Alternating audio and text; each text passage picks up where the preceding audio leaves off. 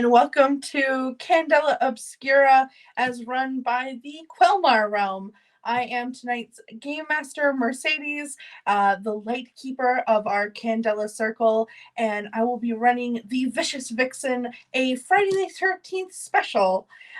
With us, we have a group of wonderful players who have all been playing in some great play tests based on Darrington Press's wonderful quick start guide in prelude to the full guide coming out later this year. Before we get started with our game, we're just going to give you some quick promotions and updates from within the Quelmar realm itself. Quelmar is a nonprofit built on building community through tabletop role-playing games.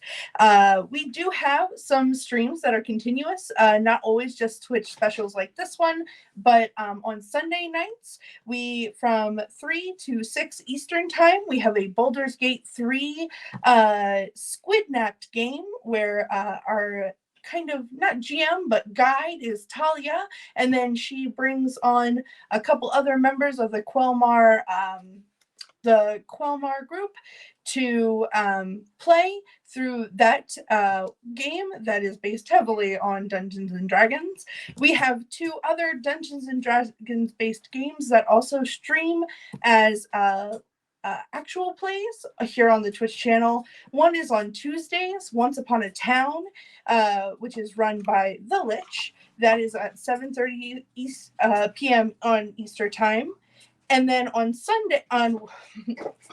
Wednesday nights, the First Class, a 5e magical school adventure, is run by the DM Kyle, and that's at 6 p.m. We also have a Discord that is linked below where you can join Quelmar itself and join some of our current open games. If you are in the Central PA or State College area, we have an in-person game called Within the Wicked Wilds. It is D&D 5e. It is an open community game, so as many players as we can fit. It has 4 DMs, including Julia. Julia can wave. And we are adventuring through the wilds of Amusa and learning more about the dangers within. Painted Sands is an online 5e adventure, which is a Wild West game. And Quelmarch is a quest march type game that is also an online game. You can find more of those on the Discord. Also, if you enjoyed tonight's stream, or if you are a part of Quelmar and you wanted to jump in, we do have more online Candela Obscura games that are going to be available as a part of the playtesting period before the actual book comes out. You are more than welcome to jump in. You can find all of those, as mentioned, on the Quelmar Discord. If you're interested in donating to Quelmar, we are a nonprofit, and so everything that comes to us to help run games, run streams, our lending library, which is a tool to help local community members run their own games using miniatures and maps and technology, as well as events and things like insurance. All donations can be done through our Ko-fi link. You can find that link here through the donate button on Twitch. Last but not least, and certainly not least, you can find the subscribe button here, of course, and you can subscribe to our Twitch channel to be a part of supporting all of the streams that occur here on Twitch, those I mentioned earlier, and special events like this. You never want to miss out on something that is week to week or even special events. So you can hit the follow button so you're always up to date, and also hit subscribe if you'd like to support the stream. Without much further ado, I'm going to go ahead and have my players introduce themselves. Like I mentioned, my name is Mercedes, she, her, and I am I would say a semi-experienced Candela Lightkeeper now. I've run, I think it's somewhere in the 10 range of assignments, some written by other people, some written by myself, and I've really enjoyed the system and excuse me. these are the players that we have tonight. We'll start with Jonathan. Sorry about that, folks. My voice program has been just every about 5 minutes or so, it just decides that it loses the audio feed. So, sorry about. Anyways, we're back on track. I'm Jonathan. Pronouns any all, whichever ones float your boat. They will probably float mine too. And yes, actually, question for Mercedes. These character intros come later? No, now? Later. Now. Just okay. you intro. Oh, just me. Okay. Yep. Anything else that I should include here? You could your experience with Candela or your just experience with Quelmar. Great. So yes, I got involved with Quelmar back in 2021, roughly. And as of a few months ago, finished the tenure as one of the first board members after reincorporated. Not terribly long ago, I concluded the Cyberpunk campaign with Quelmar. That was one of our other live stream Twitch games. And the final episode of which is definitely will be released on the YouTube VOD.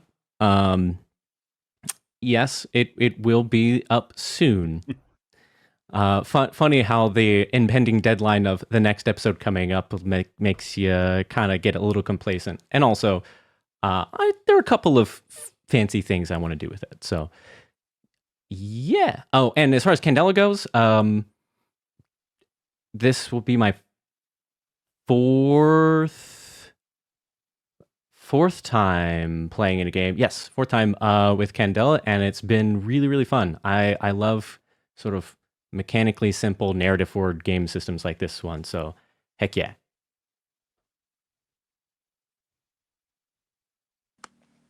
Perfect. And we'll go to Gail. Hi, I'm Gail. I've been playing Candela with Mercedes for 4 or 5 games now. And I've been with Quelmar since maybe 2019 or so, and played quite a few D&D games, including a couple community campaigns. Julia. Hi, everybody. I'm Julia, they, them. I've been part of Quelmar since 2020 or 2021. I don't know. A couple of years now. I'm going on my second term as a board member. I am also one of the 4 DMs of the current community campaign, Wicked Wilds. I play in a whole smattering of both D&D and non-D&D systems across the Quelmar sphere. And this will be my 5th game of Candela with Mercedes. And I'm so excited for what we have in store for you guys tonight. Ben. Hi, I'm Ben. He, him. And this is, I think, my 4th Candela game with Mercedes. And I joined Quelmar 2022 in February, I believe. So actually not as long as everyone else. All right. And last but not least, Amal. Amal, my most seasoned player. That's because I'm always free. Hey everyone, my name is Amal. She, her. I joined Quelmar quite recently. I think August of this year. I've been playing Candela for mostly every session, I would say. I just been here. But yeah. All right. And without much further ado, I was just making a chart for myself for everybody's marks for this evening because I like to keep track. We'll get started. None, right? Everybody's going to get out of this unscathed? Oh, yeah, for sure. Yeah, everybody's going to, no marks necessary. I'm just going to, for those who are not familiar with Candela Obscura, I'm just going to read some. Sorry, Mercedes, we lost your video feed. If you can refresh, please. Okay. Yep, you're good. Oh, there we go. Yep, it's because I moved the screen quick because I was going to read the world building stuff. Give me a second. I'll get a different way to do that. while we're waiting, quick shout out to Jeff for being a champion as always and providing us with the screen that we saw, the pre-show, the starting soon. We'll also see a similar thing for the taking a break and then the ending soon screen. With not a lot of notice due to someone not asking them as early as they should have. Someone didn't do that. Couldn't tell you who, but yeah, I was extremely impressed. It's so cool. We'll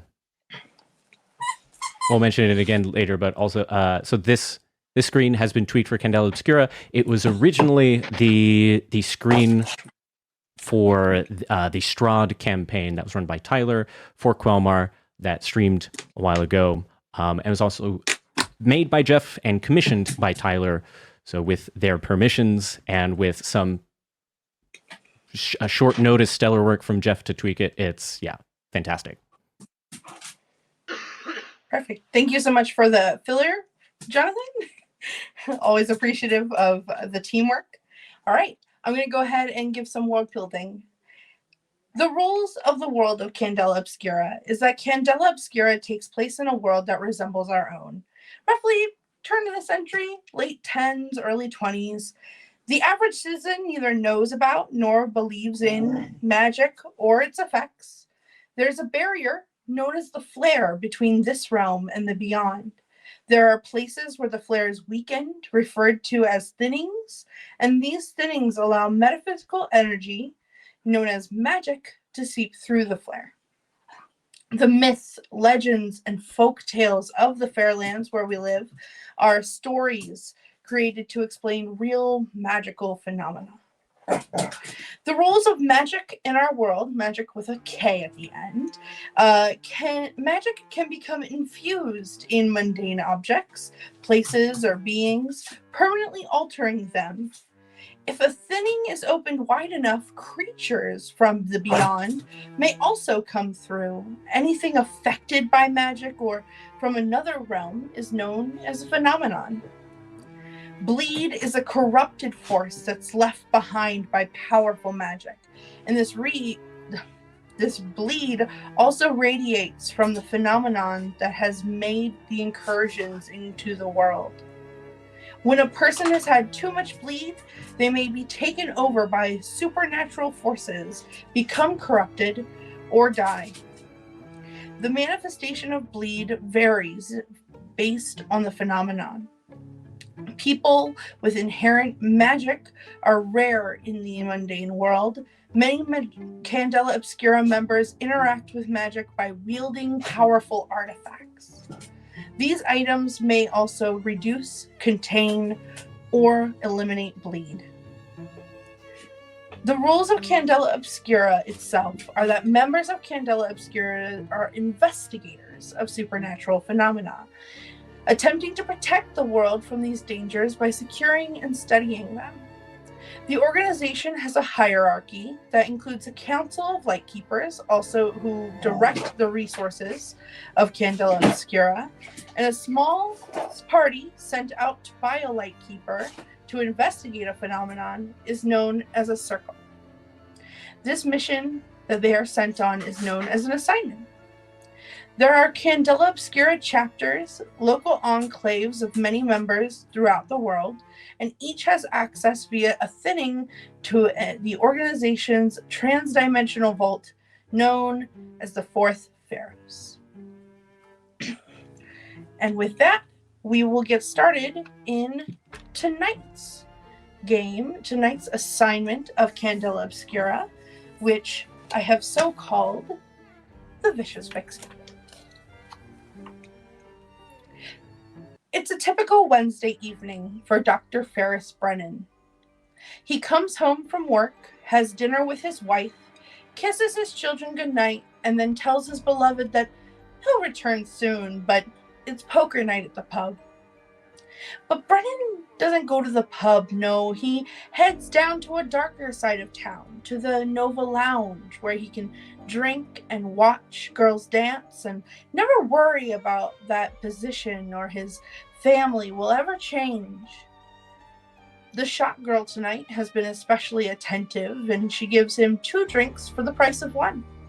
It must be his lucky day. And just when he is about to leave, he comes back. She comes back again, asking if he'd like a special drink and if he'd like to come to the back room to see how it's made.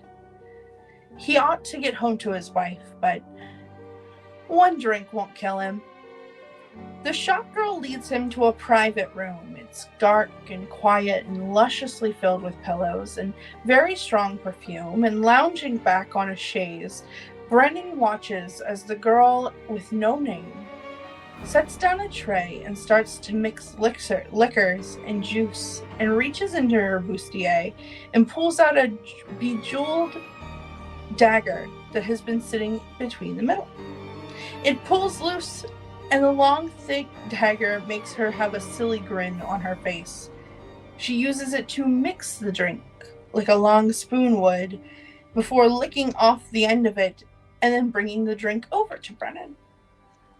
She sits down beside him as he looks at her cautiously, takes the drink, and takes a long sip of it. And the moment that he tips his chin back and just points his eyes a little higher to the ceiling, the liquid meets his lips, but he chokes and grunts as the tip of the dagger just points and then thrusts into his throat. Blood and the drink he just drank pour out his throat, and he coughs and pushes the woman away, but it's too late. He's already having trouble seeing, thinking, panicking. He looks over at her bewildered. Who had he upset? Did his wife find out about these trips? Don't you remember me? Brennan looks at the girl and he shakes his head, which just seems to infuriate her more. She takes the knife out and then slams into his chest. And then again, and then again, and then again, and then he's unconscious. And she leaves the knife buried deep in his chest and begins to carefully haul his body through the dark hall and out the back door into an alley. She looks up from her victim, breathing roughly, hands shaking, a wild grin on her face, but it disappears at the sound of some cans clattering at the edge of the alleyway. She pulls the knife from a now shriveled and dried up body and holds it, panting hard. "Where are you? I hear you, you creeping crawler! Show yourself!" She lunges forward, pushing past some garbage and narrowly grabbing someone and slashing at them. A boy? A teenager? She slashes again and then yells something at him before she takes off into the night. The Vicious Vixen has struck again. 5 Candela Obscura investigators are now sitting 2 days later in Gregory the cabbie's car as they head to Montrose Family Hospital. And we will now meet our 5 Candela Obscura investigators. And we'll go in the same order we went in to introduce our players, to introduce their characters. All right. So, if we're going the same order, then you see Nicholas Arkwright, who is a middle-aged, attractive gentleman. Think Silver Fox there. Currently is trying to get comfortable in this car, not only with just the close proximity of everybody, but he seems to be favoring his left arm, trying to figure out a way to both kind of keep it to himself without anybody bumping into it, and if you can let me know how we want to handle this later, but I think perhaps for now in this adjustment, you at the very least see a glimpse of the back of his hand, his wrist there, where you see some translucence there, as in a previous assignment, his arm got just a little bit less corporeal, but it's fine. But yeah, trying to focus on the mission here with everybody, but distractions are hard when the thoughts are racing 1,000 per minute. Yeah. Certainly. All right, I'm playing Madge Tompkin. Madge's history is a little colorful. Spent some time dealing interesting goods to some distinguished clients, but at one point some of these goods ended up a little magical, and things got a little seedy and weird and didn't go well. So Madge came to Candela, where she is particularly interested in objects that might have some magic in them, and whether they can be placed with distinguished clients or rather taken out of sight from the public for everyone's good. And is also very squished in this car and would like to get out. Thank you very much. So I'm playing Pierce, who is probably sitting as far away from Nicholas as he possibly can, giving him the stink eye the entire time. Pierce is a magician and has now a fairly successful show, considering his used-to-be arch-rival Nicholas has stopped performing and started pursuing other things. Pierce is also probably sitting fairly close to Steve, making sure that Steve is not getting into any trouble. And he's also very uncomfortable in this very squished car, but also trying to make as much conversation with Gregory as he can, because he and Gregory are very good friends. He knows Gregory quite well. You would say he knows a guy. He knows a guy. He knows a guy.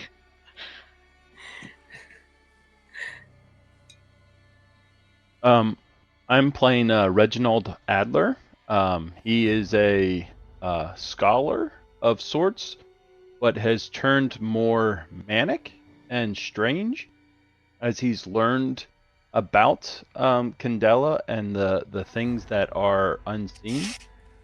So getting out of the vehicle, he is very dressed up, except his shirt is very unbuttoned unevenly. There's even probably a loop showing where he missed a button.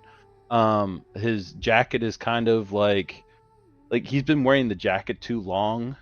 His hair is very just sort of disheveled, and as much as he tries to keep that professional side of him, he's going kind of a little crazy or manic about the idea of something super unnatural going on behind us. I'm playing Steve. Steve is a 19 years old just a college kid. He's wearing he usually wears a really neat uniform. You can see his muscle a bit showing, which shouldn't be the case since he's 19 years old and he has to have at least like a small amount of muscle. But no, he looks like he's been at the gym half of the time of the day, whatever gym there is in 1907. At this point, he has a deck of cards in his hands, and he's trying to do some magic tricks that Pierce had taught him, and he keeps fucking it up, but he keeps trying. The five of you arrive at the Montrose Family Hospital, which is a rundown local facility that is mostly known for taking in the less fortunate to provide medical care, usually at the cost of the ascendancy, the local religious community, or the primary, which is the government, and their beneficiaries, of course. Small injuries and common illnesses are treated at little to no cost, but it is well known that serious illness and life-threatening injury is either met with resistance, and sometimes even rumored to be disregarded and recommended to go home and simply wait out their days. You have come here to speak with Lorenzo Mason. He's a young boy who is currently the only living witness and potential victim of the Vicious Vixen, whose presence has shaken this side of the city. A mysterious woman with a penchant for leaving corpses that are either withered away to nothing but skin and bone. I said either, that's not, no, hold on. A mysterious woman with a penchant for leaving corpses that have withered away to nothing but skin and bone. Curfews have been established, officers are on patrol, and every science officer and EONS member has been beckoned to the Office of Unknown Phenomenon to try and determine what is happening to those bodies that have been found and identify the victims. You are escorted up to Lorenzo's room, where he is guarded by 2 periphery officers waiting outside the door. Lorenzo looks to be about 14. He is very young, and he looks fairly frightened. Part of his face is wrinkled and dry, like he's aged 50 years directly in the sun, and that makes all of its way down his neck and over his shoulder.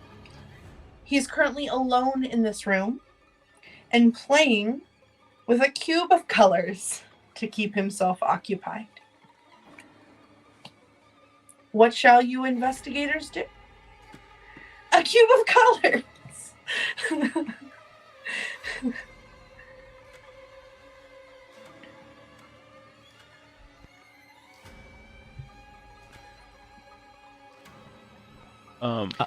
Well, Anastasia told me I'm not allowed to talk to the witnesses first anymore. Amazing. In our game, the Lightkeeper Anastasia, who is myself, is the one who runs the Quelmar Circle of the Fairlands, and she is unimpressed with Pierce's bedside demeanor.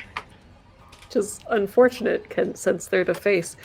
But yeah, so I probably shouldn't talk to them first. I mean, I will. Yeah.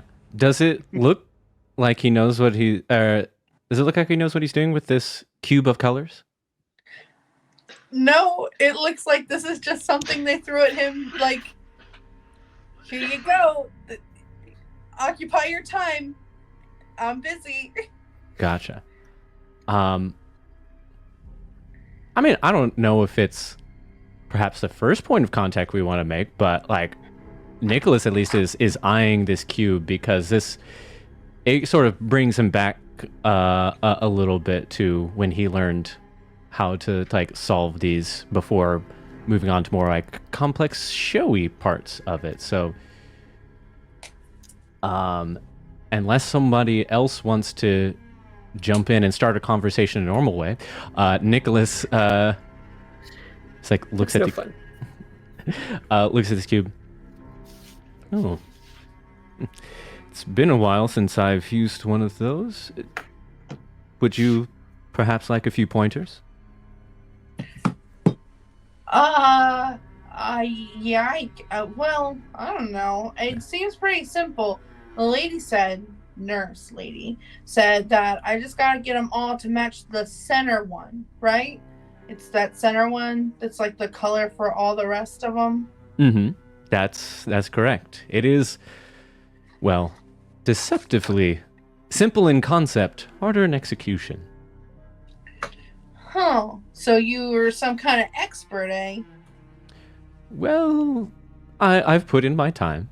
It would, I think, perhaps take a little while longer to fully learn how to solve one, but I can at least get you started if you're interested. Or if you want to dive in yourself, by all means. Go ahead and give me a sway roll. Okay. And while I give that a roll, let's see. My sway is 2, so I will roll 2 dice, and let's see what we got.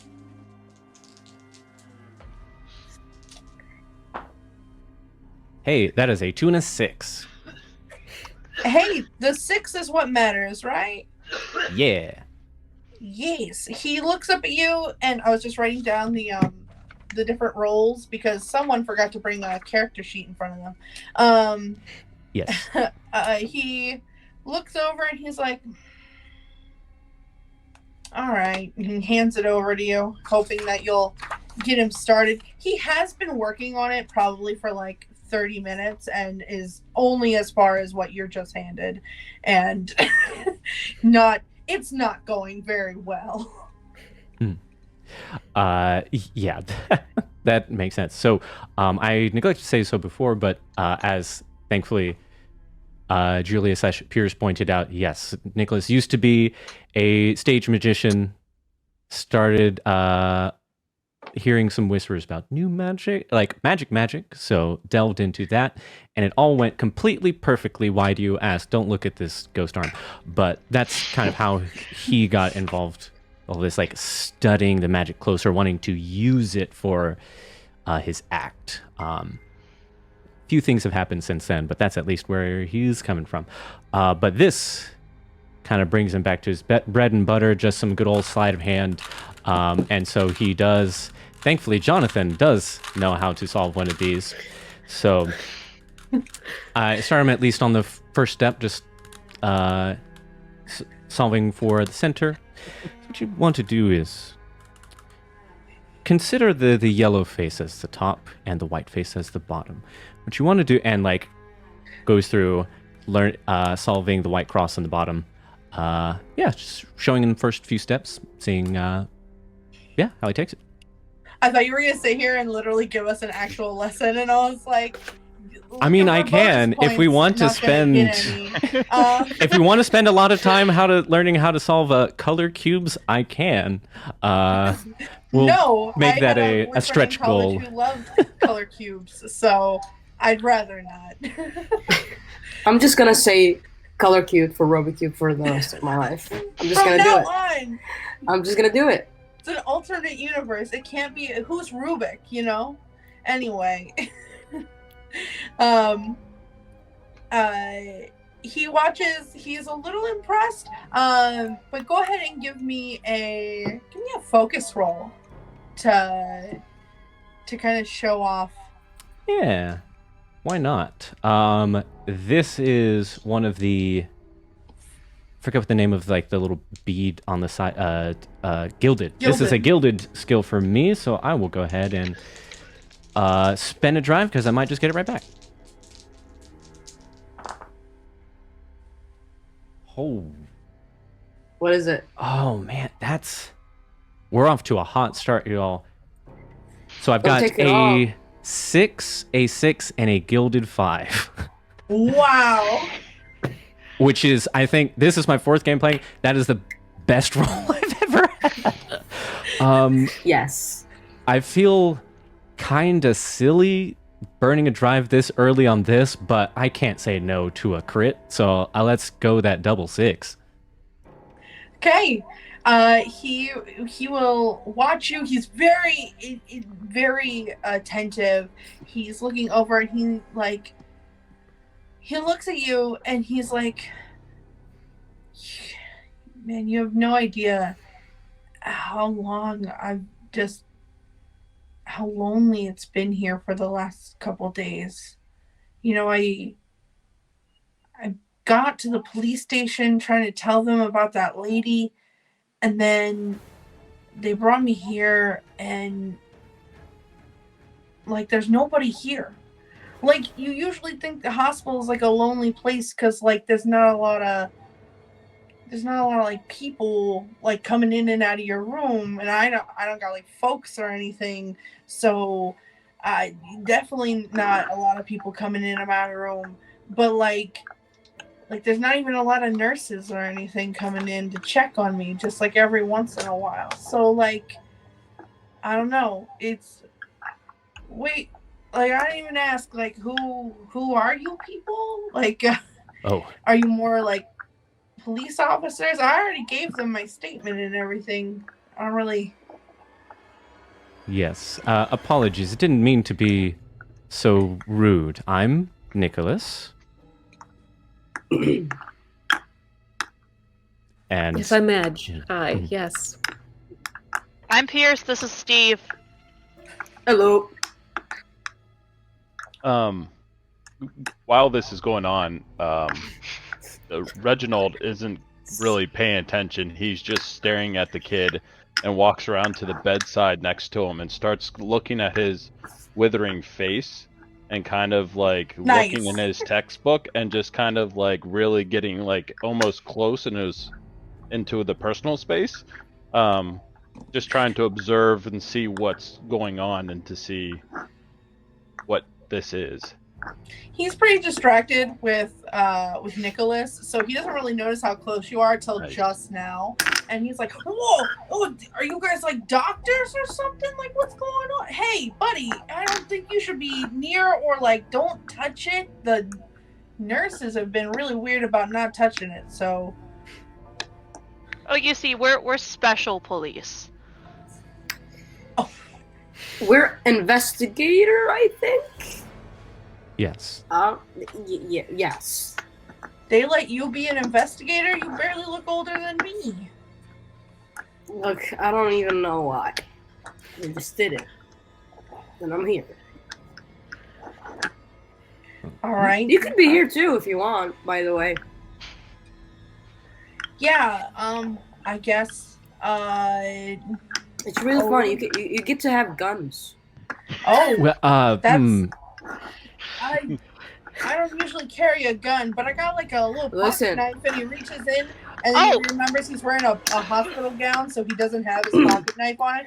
He's like, I gotta keep myself safe. In that case, On maybe the you should streets. join us, but there's this really cool gang that we found out about. Oh, where's this gang at? Wait, you guys are police but you tell people to join gangs? well, We're not Yes. police. Are we police? I don't think we're police. No, I said we're special police. Yeah. Sure. we keep the peace in a slightly different way. Much the same that, well, they didn't really know what to do about your specific condition. We come across perhaps not identical, but similar things. I think I would like to. So this might be a point to clarify with you, Mercedes. So the last time I played, it was actually with Anna as the light keeper. But so my left arm is incorporeal. We came up with like this sort of like sleeve thing that he could pull Yep. on, just so it at least passes visually. So I'm not walking around with the ghost arm. Right. Does that sound? No, Good, yeah, I and still that's got why I that? said Okay. Anastasia probably had something like that Oh, good, cool. somewhere around. Then I think I'd like to, if possible, just sort of lift the edge of that a little bit. I Just like to think it's disconnected at the wrist, even like That you makes can sense. just unglove. oh yeah, it's like I just thought like Spider-Man hoods, like the hood is not connected to Yeah, exactly. or the mask, hood mask, whatever. So yeah, like pull back the sleeve on the wrist a little bit just to show a little bit of that incorporeal nature there. He's a teenage boy, so his Mm-hmm. natural instinct is to reach out and touch it.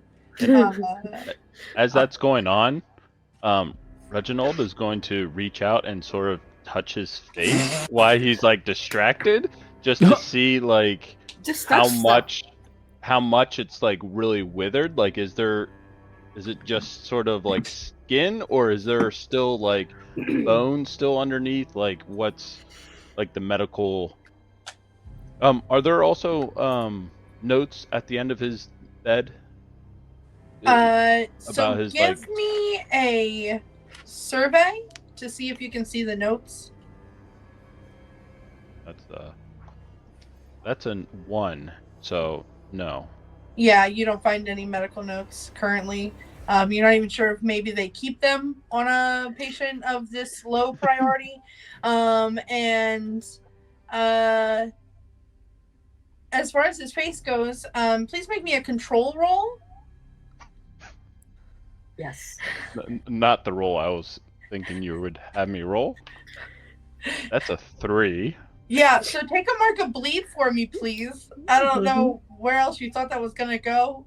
But hey, you got a good feel on it. So yeah, it feels like all the fluid. Can I do something? Can I? No, it's good. No, it's connected describe- to this. It's Sure. the for a muscle roll. There's a behind me thing where I spend one nerve, choose an ally in the same area as who's about to take a mark from a phenomenon, and I take the mark instead by doing something. Can I do that? What are you gonna do? Just as I see, what? How do you say your character name, by the way? Reginald, Reginald. or you can call him Reggie. Whatever. As Reggie just about to touch this, I'm like, stop. I've tried this before, and I just catch his hand. I tried this before, it all isn't that bad, just don't do it. And as I'm doing that, I slip in my hand. Catch on. Great. Catch on. So you take the mark of bleed. Look at that. Jonathan done did it. No, I won though, so I'm good. And yeah, so Reginald, what you don't feel, but what you notice as Steve feels it, is that there is it just feels like there is no fluid, there's no softness, there's nothing. It looks like it could have like little pieces of dust might have come off under Steve's fingers. Like it's just completely lifeless. It's like whatever dust he came from is what is left. At least on that part of his face and his shoulder. You can see that on his shoulder there are compresses of like a saline solution. Like they've been trying to just make it damp again. But it doesn't seem like the part of his face that is there has been affected whatsoever.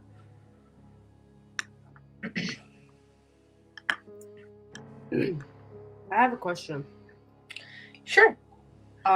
So this teenage boy story is basically kind of how Steve got into Candela, and I'm wondering how is he gonna get back into the ward if he's gonna, like, from what I know, like from what Steve knows about Candela and how they process things, like how is this teenage boy going back to the ward?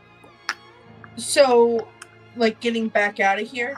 Yeah, like, is he gonna, or what is going on? So, you don't see... So, our in our previous assignments, we've had some situations where people that you have helped have ended up at Grace Lake Sanatorium to recover. And then are never seen again. And so you know that people who have been affected by phenomena, if it is still radiant with bleed, or if it is, if they are physically affected in a way that will be too strange for the outside world to have just a basic explanation, they will also often be hidden away by either eons or by the OUP. Yeah. I love that every time that you talk Amal, Gail laughs like she's not prepared for whatever you're gonna suggest. Listen, next. I'm not even prepared. It comes out. And that's why we love Steve. All right. So as you can see, we deal with some pretty strange stuff here. Can you tell us about? I know you've said this to the police, but we'd appreciate hearing from you. If you can just tell us what you told them, how this happened, that would really help us out. He kind of like plays with the cube a little more, but then he kind of like sets it down, and he's like, "All right, the simplest story, I guess, is that I was out looking for scrap metal. You know, since the war, it's been a good business. You collect scrap metal, sell it, get money, get food. That's my deal. That's what I've always done since I was out of a house, you know? And so I was out there in just an alleyway back behind the Nova, and this lady drags a body into the alley. And I wasn't gonna like snitch on her or anything, you know, I've seen worse things happen at the Nova Lounge.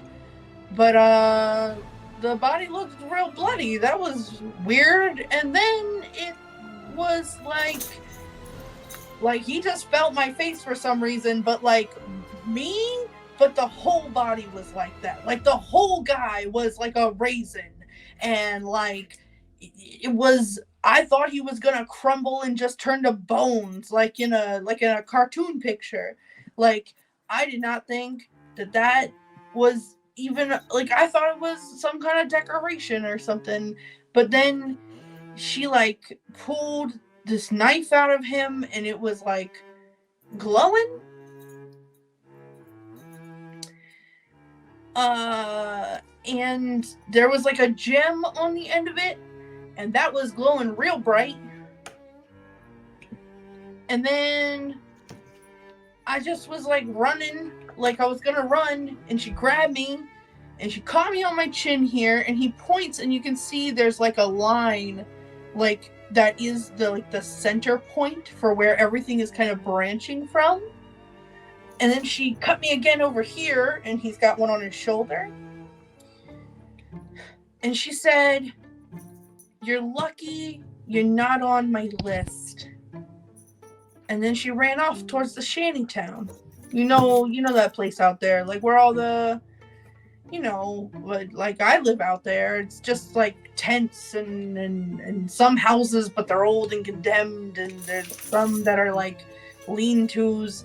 It's kind of just where people go to die or be alone. It's kind of just, can't afford a nice house like what they're building out here anymore. What do you remember about the dagger? What color was it? What color was the gem? How big was it?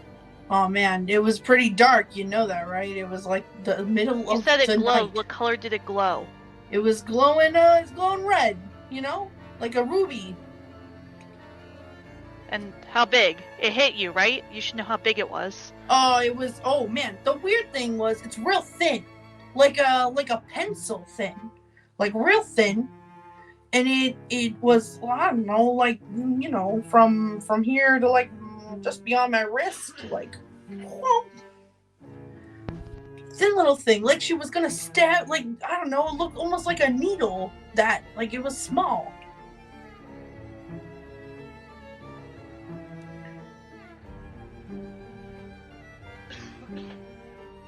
Are you sure it was a knife and not perhaps a syringe? No, it was definitely a dagger. It was like fancy, like, I don't know, like what they give to people when they're awarded for stuff, like in the war. You can buy them at pawn shops sometimes. They were like little gifts. Okay.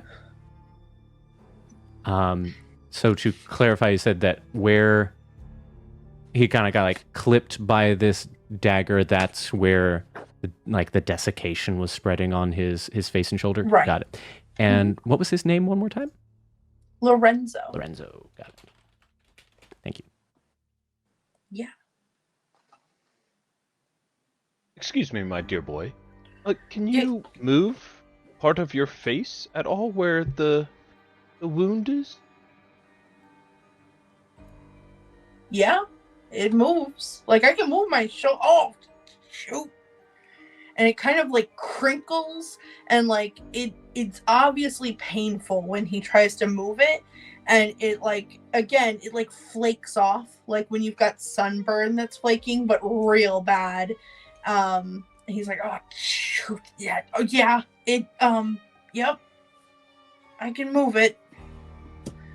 Could you call for like could one of you call for a nurse? Cause like they were putting like water and stuffs on it to make it try to help, but I haven't seen a nurse in like an hour."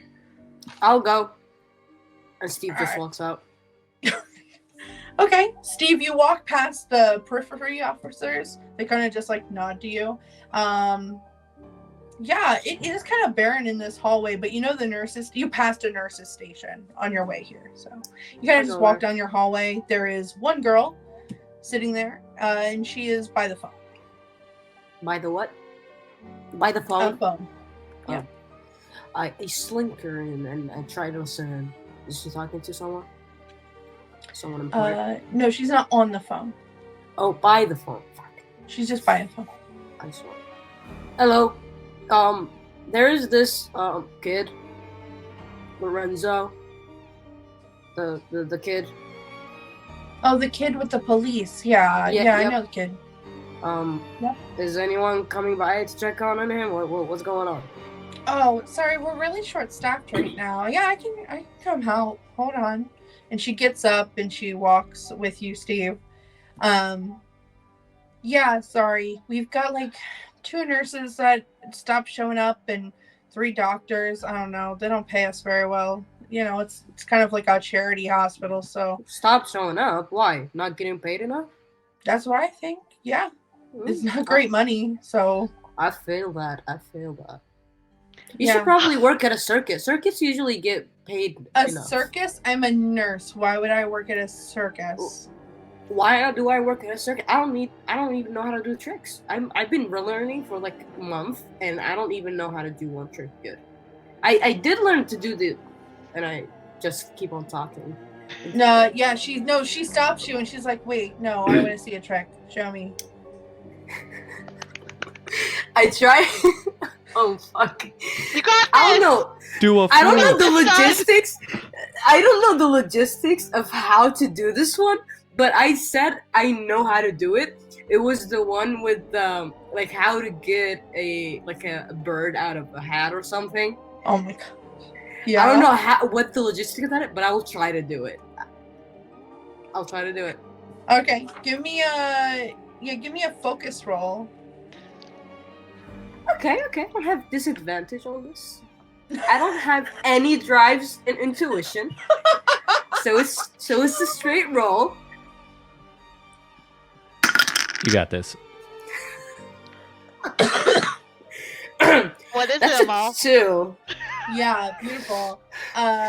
She looks at you like you're insane. Like, this man does not work in a circus. And she just turns. Steve and feels keeps so proud, walking. like he's doing something, and he's like, "Oh my god, Pierce is gonna be proud." And I was like, "Oh shit, where are you going?" I start to follow. I start to follow. She comes in and she looks at everybody. She's like, "Can you guys like not crowd my patient? Like, what are you all doing in here? What? Can you back up? Pierce will just leave now and go to the desk and pick up that phone. Okay, Jonathan, you've had your hand raised for a long time. I was gonna come back to you after Steve. Oh yeah, no. This was me being like, backing away, as she said, to not crowd. Oh, okay. But also, yes, there is something I wanted to do. Okay. And this might even help as like watching how it administers to him. So as the scholar, I have the chemical concoction. You know how to mix chemicals together to achieve particular effects. When you take laboratory equipment in this gear, you can spend a few minutes concocting and make sure that is acidic, explosive, flammable, loud, sleep-inducing, sticky, or toxic.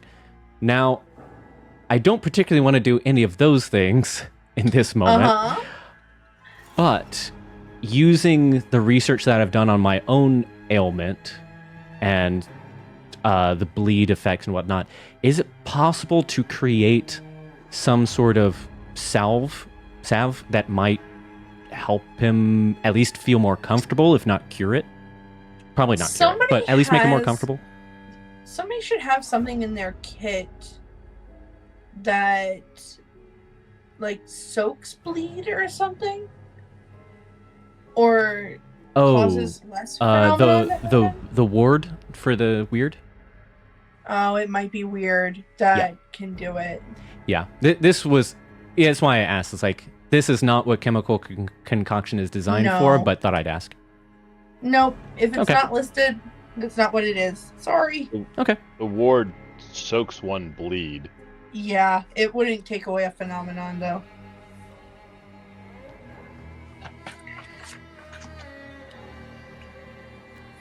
Okay. Yep.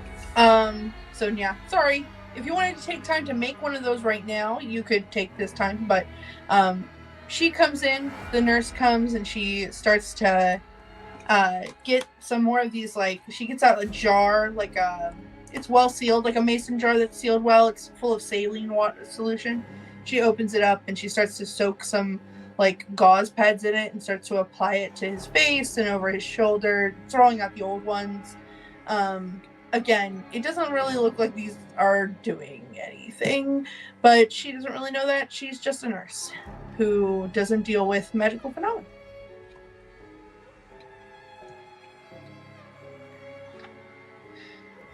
Lorenzo, could you tell us what this lady looked like? I didn't really see her that well. She was wearing like a green dress, I guess. She had short hair, like really short hair, like I don't know, but it was like down by her chin, and I don't know. I didn't get a really good, she was so close to me, but I was really focused on that knife, because it was stabbing me. That's understandable. But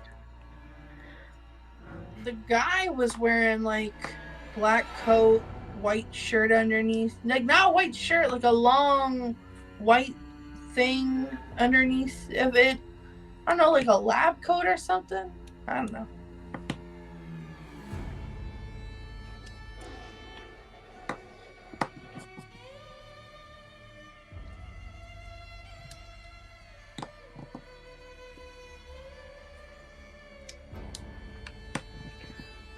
So Mercedes, I went out to the phone. Oh, that's right. You went out to the phone. Yes. What are you looking for at the phone at the nurse's station? Oh, nothing. I wanted the phone. Oh, sure. Get on the phone. I'm calling Anastasia. Great. I love that. Ring, ring. Hello. Hey, it's Pierce. Pierce, did you interview the young man? I didn't, because I know what you told me before. Mm-hmm. So Nicholas talked to him mostly. Everybody kind of talked to him, but Nicholas did most of the talking, like you suggested, and I was good, and I didn't insult him. I didn't insult the kid. I Are you pressed the calling kid. just to be told that you're a good boy? Because I want you to go find this lady. That'd be nice. No. The kid got stabbed with a magic dagger, and I wanted to know if you knew anything in the archives about this dagger. Interesting. Wow.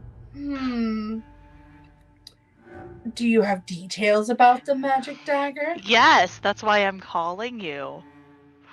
So the kid said that it was a couple inches long, thin like a sewing needle, really fancy. He said like the kinds they give away for war crimes or whatever. For war crimes? Yeah, I don't know. And it had a glowing ruby at the end of it. Now And that's where very he got interesting. cut is where this dry crackiness stuff is spreading. Does he know anything about the victim? No, he just said it was a dude wearing black. Interesting. And Pierce was also not there when he described the rest of it to the rest of the group. Interesting. But he did say the dude was like completely dried up and shriveled like a raisin. Yes, that's what I've heard from the OUP office about the other victims. And this boy suffered the same effect, which means it's something to do with that knife itself, I assume. Yeah, because he just got nicked by it, which is why it's only affecting a small area of him, and he's not shriveled up like a raisin. Usually killers aren't... Usually they aren't unparticular. This woman seems to have some kind of pattern to who she's going after. Kid said she has a list. Now that's interesting. She said she didn't kill the kid because the kid wasn't on her list. So find out who's on the list, Pierce. Yes, I'm going to. I wanted to know if you had any information about this magic dagger. No, that's why I sent you to talk to the kid. I'll look into the dagger. Okay. Okay. Also, am I allowed? Okay, so I did make the kid cry. Can I send him to go live with a street gang? Bye, Pierce. The phone line disconnects. And Pierce will go back to the rest of the group now. Okay. That's done. You said this lady went off to the Shanty Town? Is that what I heard correctly? Shanty, Shanty, Shanty Town? Yeah. Yes, the kid looks up. He's like, yeah, it's where most of us that like don't have real homes go to. Yeah. She's probably from that side of town.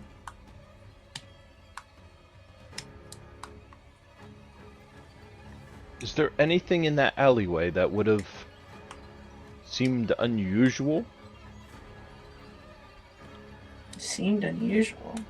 No, I mean, you know, Nova's like, you know, it's in the bad part of town too. It's, you know, everything's out there, but he looked fancy, you know, like what was unusual was him. He had a nice coat. He had the lab coat thing going on. He's like, I don't know, probably some rich guy avoiding his family, trying to hit on some girls. Who knows?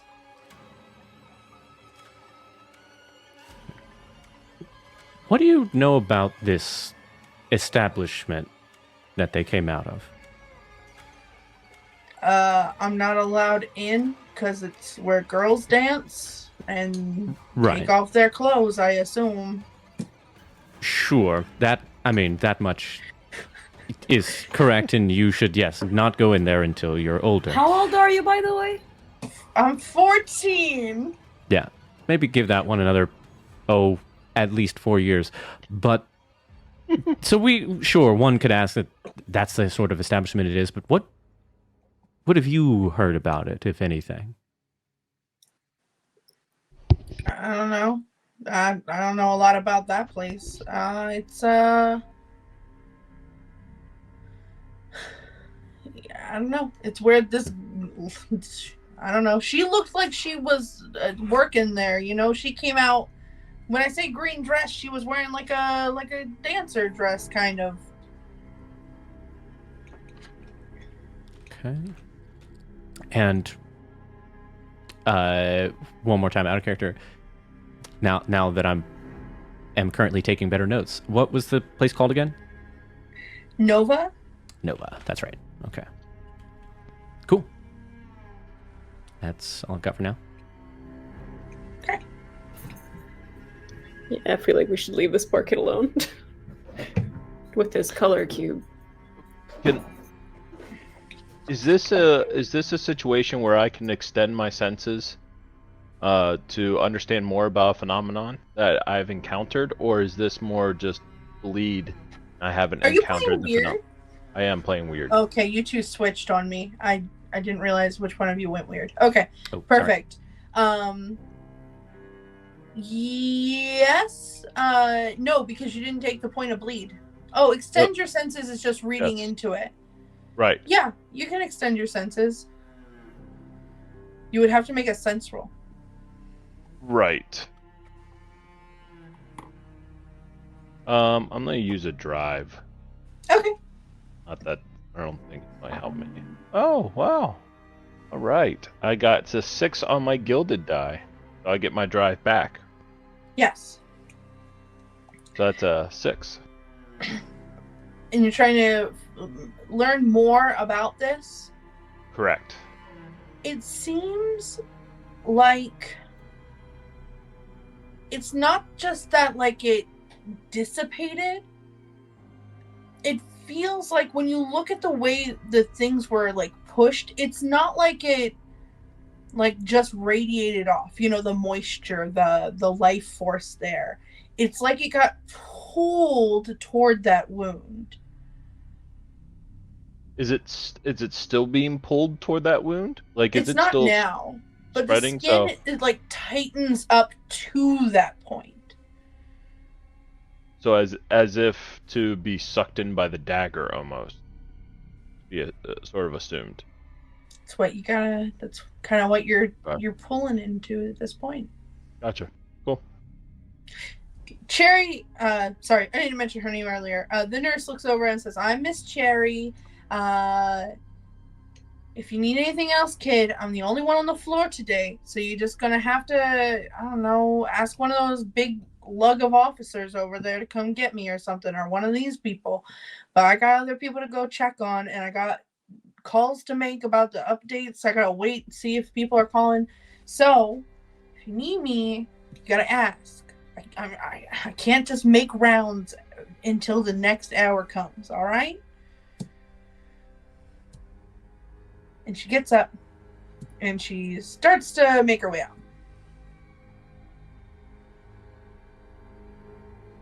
out. I know this is information that Piers already got at least, but as Cherry goes to leave, are you normally this short-handed? She turns back and she's like, no, I don't know.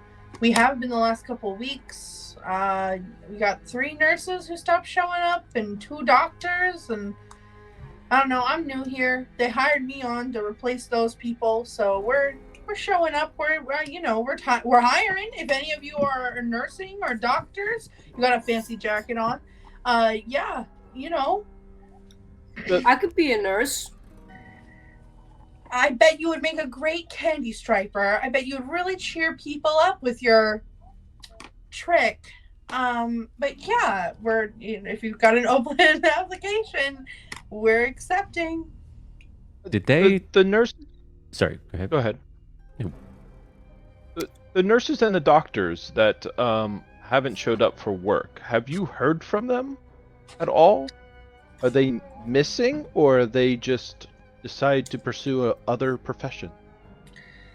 Listen, this hospital pays dirt. We treat people who don't pay.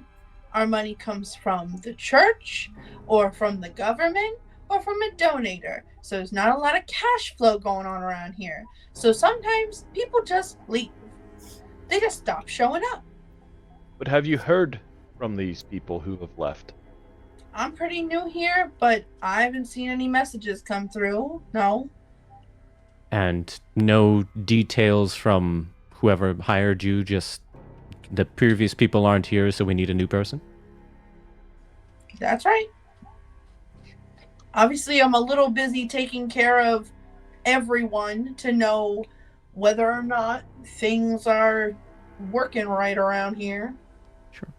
Can I try and deduce if there is something that she is trying to hide, or if she is genuinely they told her nothing?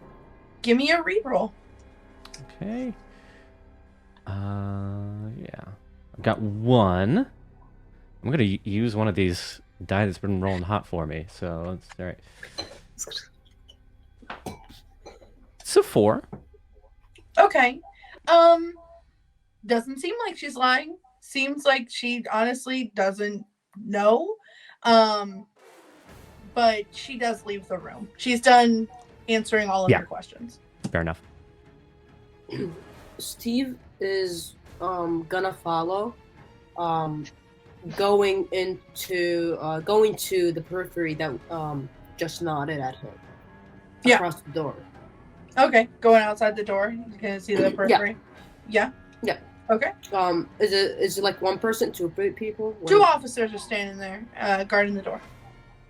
Hey, what's up? How you guys doing? Good. Just Good trying day. to act cool.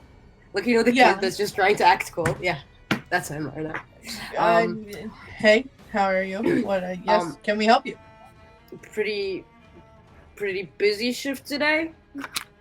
Just watching over this kid who we brought here because he's helping with the investigation. Interesting. Do you guys know? Do you guys know about what's going on with this hospital? Not a lot of nurses going around. Nope. It's Montrose, so not really surprised. What does that mean? It's Montrose. It's this is the low end hospital. You know, it's a family hospital. You know what I'm talking about. It's not like the clinic or like the nice place out there, the one where people actually pay their bills. You know. I don't know, man. I heard there's like an investigation that's going on about the missing doctors, Missing and doctors. nurses. Yeah, they're just They're missing. they're not missing. They just stop showing up. You know. You ever work a job so bad that you just stop showing up? Does not showing up equal missing? Is that? Nobody's reported them. Like we haven't gotten reports of a lot of missing people. I'm gonna try to see if he's lying to me or telling the Okay. truth. Give me a read roll. I also have one, and I'm gonna burn a drive on this too. You know what? No, I'm not gonna burn it. Fire it. That's a 3. So, yeah, you don't know. He could be lying, but he also doesn't seem like he knows a lot about this whole missing doctor and nurse thing that you're talking about. Steve doesn't know. He doesn't know shit. He assumes. Interesting. Oh, okay. I'm gonna leave you guys to your shifts. Okay. Bye. Are you guys almost done interviewing the kid, or you guys need more time, or? I don't know. I'm not the boss, so I don't know. I think we're ready to move on. All right. Summon Gregory. Yeah, You as we're guys walking are back out to Gregory, I fill in the group with everything that Anastasia told me. Cool. Before you leave, as you're heading out the front door, there's a woman at reception who says, "Did you see that? Dr. Brennan didn't show up for a second day. That's a third doctor who's not showing up anymore." And she's talking to another nurse sitting next to her. Hey, Pierce. Yeah. This is the officers tried to lie to me, but this is about the missing doctors and nurses that I just told you about. Just listen. Okay. I go quiet and I try and listen in on their conversation more. Okay, give me a focus roll. Focus. Is that something I'm good at? I'm mildly good at it. Let's find out. Okay, that's a 5. Okay. Yeah, you hear her give off a list, and she says, Dr. Reed, Dr. Lawson, and now Dr. Brennan. And they're all just week after week, it's like less people are showing up. What are we supposed to do? We still have to, are we gonna have to shut down? Like, it's just, I get it. I get that people don't like working here and it's not a lot, but people still need help. We're supposed to, do no harm. It's kind of harming people when we don't have doctors to work here. Can we all hear this, or is this just Pierce at this Pierce. moment.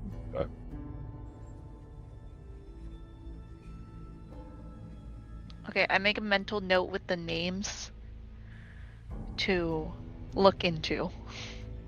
Okay. Also, Jonathan is a little embarrassed that it genuinely took me this long until the overheard conversation to think, missing doctors, victim in a lab coat. I mean, Carry the on. kid couldn't really confirm that, though. So. That's also me. I was like, oh I- shit, is that the same names as the victims? I Yeah. didn't assume that. Yeah, I don't exactly. know if we It know took the me names this of the long. victims. Yeah, I don't think so. But it was like that moment. I was like, oh shoot, maybe they're the same. Man, Nicholas is decent at what he does. Don't hire Jonathan to be an investigator, clearly. Anyway. Yep, so I make a mental note to look into the names later. Okay, where are you gonna look into those names, Pierce?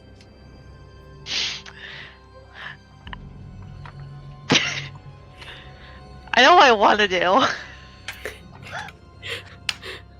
Call I'll find Anastasia. another phone. Yep. You can't phone Anastasia every time you have a problem. Pierce, give me a What? Give you a what? You've already used the phone a friend. there's no Lifeline. intelligence check in this game. Yeah, Give me ask the a audience. focus roll again. Okay. That's a 4. Okay, you think as you're thinking to yourself, I'll check on this later. You pause as you're about to leave the door and go, wait, doctors have offices in the hospital. Maybe we ought to check here before we leave this location.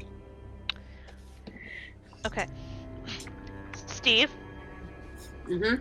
you And are I'll save your 4 for absolutely right. later. What did you say? You are absolutely right. That's why you keep me around. Hey guys, before we call Gregory to come pick us up, I kind of want to snoop into their offices. The missing doctors, sorry. Lots of thoughts going on. Oh, that might not be a bad idea. I agree. And I think we should just be straightforward with it and just go up to those 2 nurses there and be like, yo, here's our badges. Yeah. And flash the pins and be like, let us in. Also, Piers, do you share the names that you overheard? Yeah. Okay. We got the name of this most recent victim, right? Am I mistaken? Nope, I just Oh, you read did. it to you earlier in the script. Okay. Oh. I was trying to tip the players off before I you see. left In building. the Didn't work. Yeah, intro. Okay. In the monologue. Yep. It was didn't yeah. That's where I was like, I know we've heard that. Was that they told us, but no. Okay. I'm caught up. Got it. Yep. I almost took notes during the monologue, but I was like, my character wouldn't know that, so I'm not going to take notes. And Good point. Yeah. Good point. So yeah, anybody object with us just going straight up to the nurses and being like, yo, we're investigators. Let us do the investigating. It's fine if they're truly concerned about doctors Cool. being missing. Great. then- Pierce will Yeah. go straight up to them. Great. Okay. Yeah. The nurses are sitting there talking to one another. Are you? Oh, you're the investigators. Did you conclude your investigation? I'll take your visitors' badges now. Almost. We're almost done. Can we have access to the doctor's offices? Well, no, but why would you need that anyway? Call it a hunch. We think that there may be a tie between them and victims in a case that we're working on. Oh, the doctors that are not showing up anymore? Yes. Oh, yeah, and she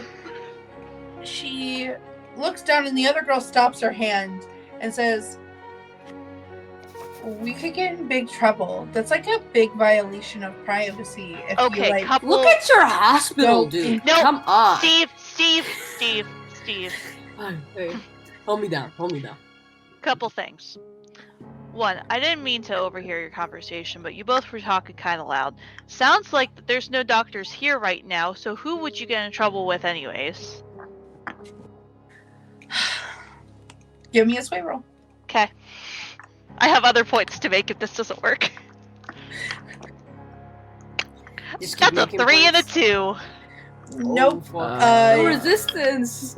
The other Or- one, the other nurse is not convinced.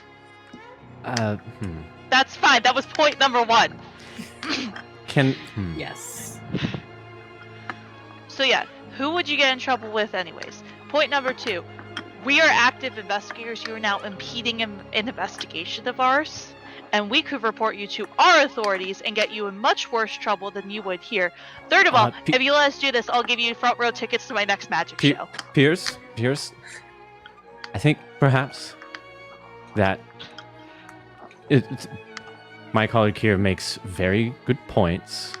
However, I think what is perhaps most concerning is we think that these doctors are in fact maybe missing, not just not showing up for work. And if we can follow through with this lead, then perhaps they can come back, or at the very least, perhaps prevent any more people from going missing. Nurses are among those who are missing, yes? We want to make sure that you stay safe as well. Yeah, Playing the good cop. Tara and Lily, guess I stopped showing up too. But, Lily always hated this job, and Tara was, about to have a baby or something. So I just, you really think they could be, dead or something? We hope not. But That's a high Reggie Bill's in the background, possibility. Just yeah, definitely. yeah, we hope not. Probably. Yeah. But yeah, just trying to use Pierce's strong energy to play good cop here. So either one of you can give me another sway roll then. I'll take a I can crack do it, at and I'll burn the drive to do it because I could possibly get it back. Okay.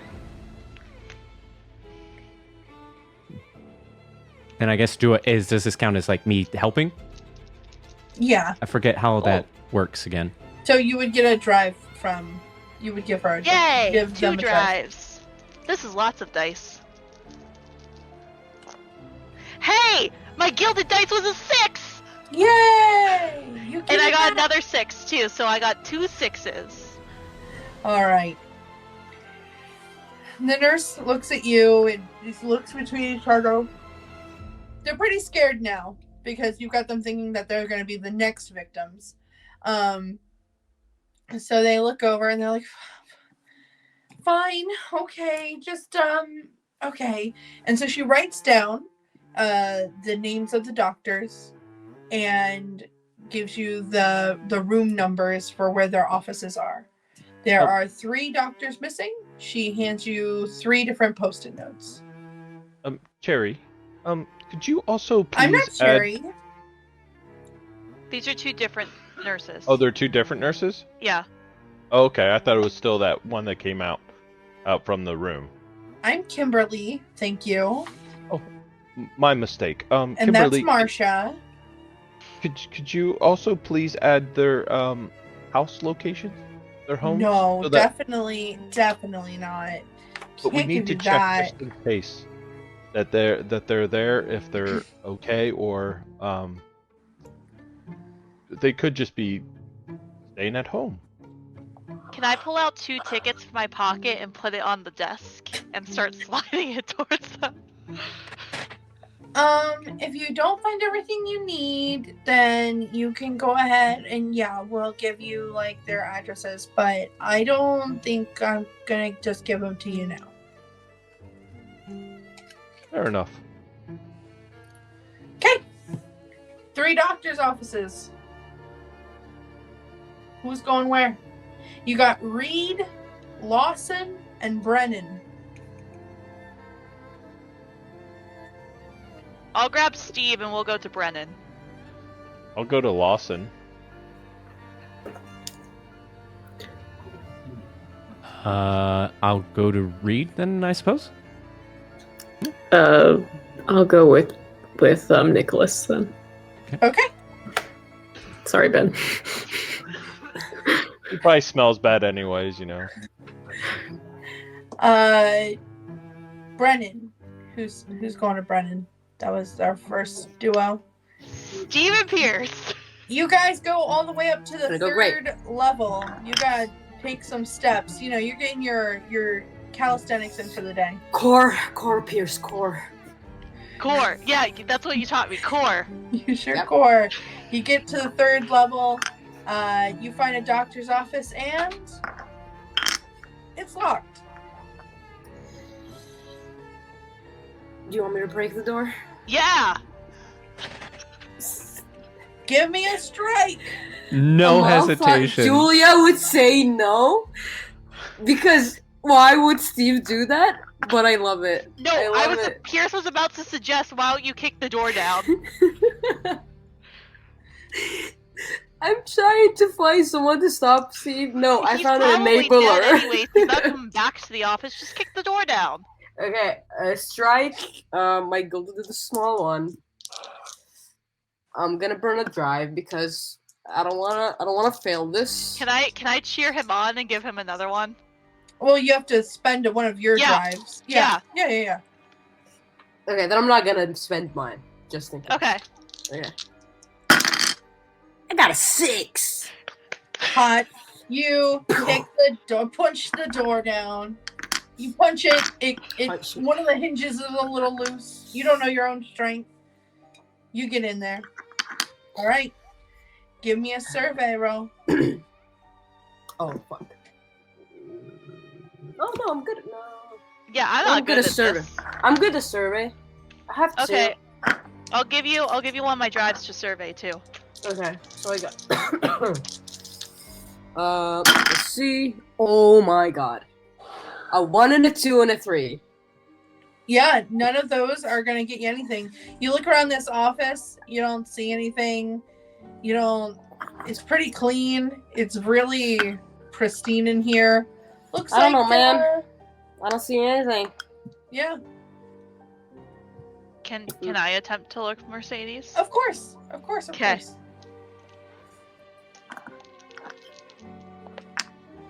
I got a 6. Okay. I got double 6s, but it's a disadvantage, so it's just 1 6. Oh my. Yeah, unfortunately it is just 1 6.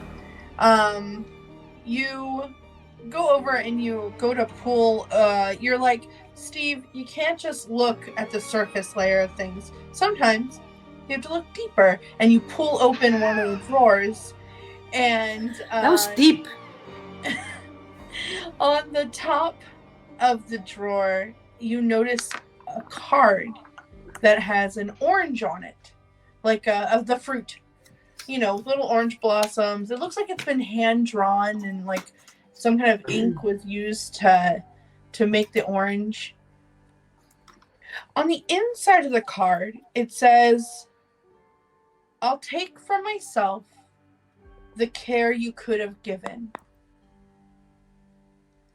SV." The care that you could have given. Yep. Alright, at this point, I put on my magician's gloves, and then I pick the card up. Okay. You have acquired 1 card. Okay. I didn't know if it was, had bleed on it or something, so that's why I Yeah. put the gloves. No, that's good safety precaution. And then I put the glove, or I put the card in pocket, whatever Sure. I have. Yep. I also start rifling around his desk to see if I can find any type of personal stuff, like address or picture or anything of that sort. Not a lot in here. It doesn't seem like he was the sentimental type to keep a lot of stuff in this office. There's a lot of different files. There's a lot of different casework stuff. Oh, can I look at the files and see if I can find a patient whose name is SV? Yes, you can. Give me a survey. Another survey roll. Alright, I'm gonna burn another drive for this, that way I'm rolling neutral. Okay, that's a 5.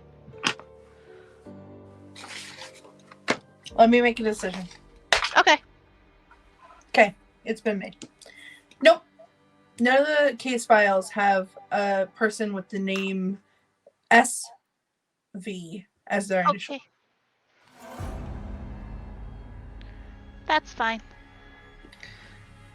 All right. And we will move to Lawson, which I believe is our lone Reginald. Reginald, you come to a door. Also locked. He will like try the handle and like move it a little bit, and then he'll like turn it the other way and move it a little bit and just kind of like move the handle, and then after like 2 or 3 minutes he'll walk back down to the nurses and ask for a key. Okay. The nurses look at you and they're like, "Oh, we don't have the key. They take it home with them." You don't have a backup here in case they forget it? No, the janitor does, but I don't know if he's on duty right now. Reginald will just head off and look for the janitor. Okay. Give me a survey roll. Oh, jeez. That's a 3 and a 2 with a disadvantage. Okay. So yeah, you don't find the janitor. You don't find his office. You find a lot of nothing. I'm going up and down the same hallway and I don't realize it because they all look the same. You've been walking in a circle. Yeah. Team Reed, yep. We'll move to you. Cool. All right. Got it. Great. How's two the of you door? arrive at a door. I have rolled 3 2s in a row. It was odds or evens to see whether or not the door would be locked. And I've just rolled 2s every time. So I will absolutely try to pick it. insane. Yes, of course, Madge. I knew it. One of mine is gilded. We'll burn a drive just to see what happens. That is a 5 on the gilded, so I got my drive back. Yeah. You break your lockpick tool this time. But you do get it open just before. You're just not able to get it back out of the door and it snaps. So you are down a set of lockpicking tools. As you get inside, it's a doctor's office. Hey. Go ahead and both of you make me some survey rolls. Absolutely.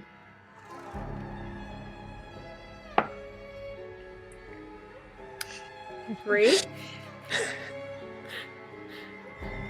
I hope you could do better, Jonathan. Oh, me too. Yeah, I'll burn a drive. This feels important.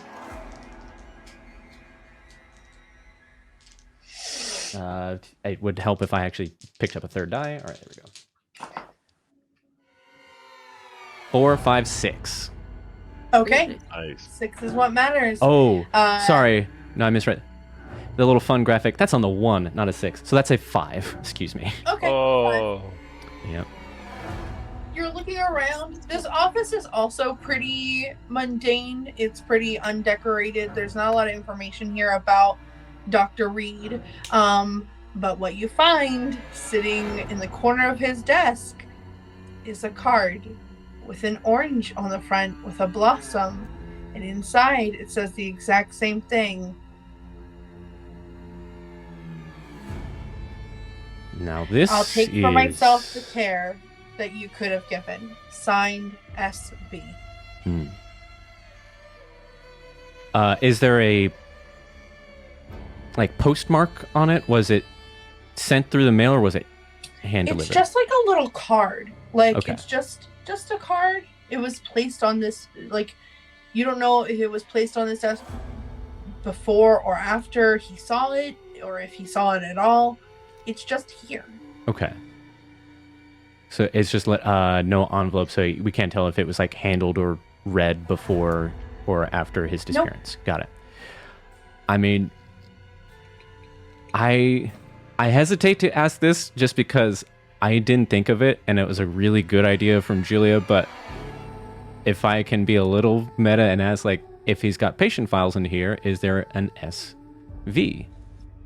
Go ahead and give me a survey roll.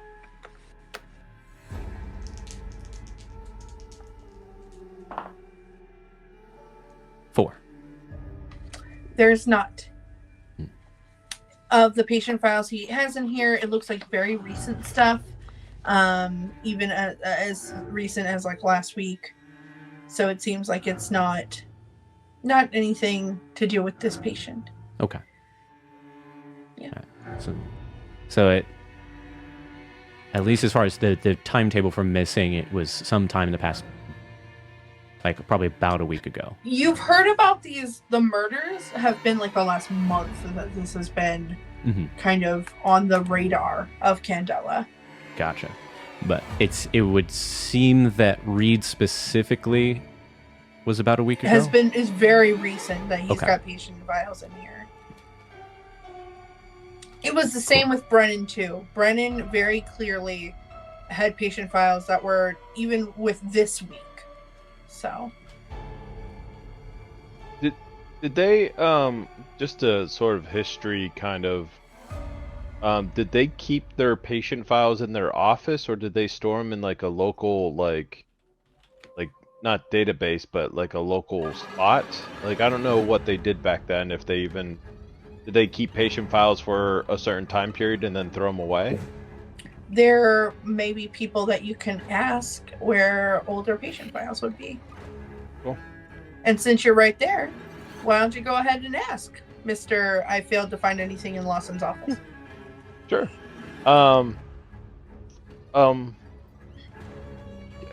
Kimberly, I believe is your name. Oh, wait, but you don't know to look for patient files because you didn't find Correct. anything. Right. So, you're waiting for everybody else to come back. Can I go to one of their rooms? Yeah, you can try to find one of the other rooms. Yeah, one of the other people. I'm Yeah. not. No, I'm gonna stay put. I know I can't find anything. I'll just sit down and I'll just like look at my hands. I'll just twiddle my thumbs and sit there. I don't have a color cube. Perfect. Amazing. Then if that's all we find in the office, I think then to start walking back to reconvene, I'll ask, so Madge, what do you make of this? This certainly seems, well, the letter Seems specifically. ominous, that's for sure.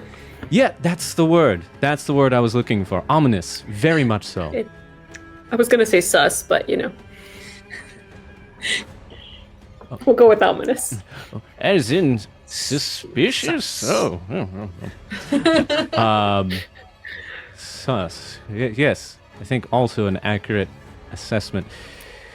Yeah. I do wonder the significance of the orange blossoms. I don't know if that's perhaps a standard stationery or if that's meaningful as well. Does it smell like orange blossoms?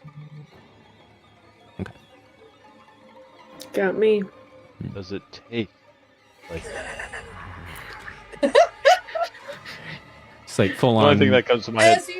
As the group of you reconvene back up there, Reginald, are you going to tell the others that you didn't find, that you didn't get into Lawson's office? Or are you going to... Yeah. Okay. Oh, good. You guys are back. I couldn't get into his office. It was locked, and the fellow nurses here don't seem to have a spare key. Did you just guys break it. find anything? Just what? Break it. Break the Yeah, door?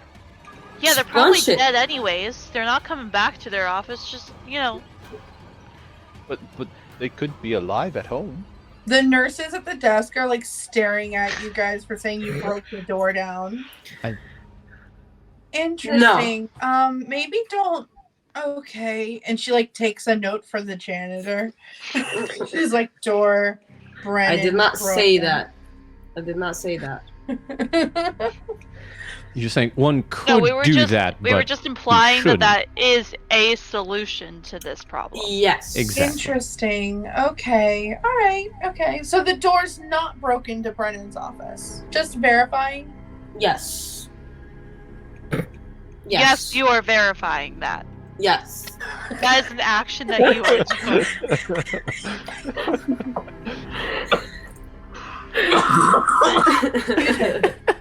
Oh. Yeah.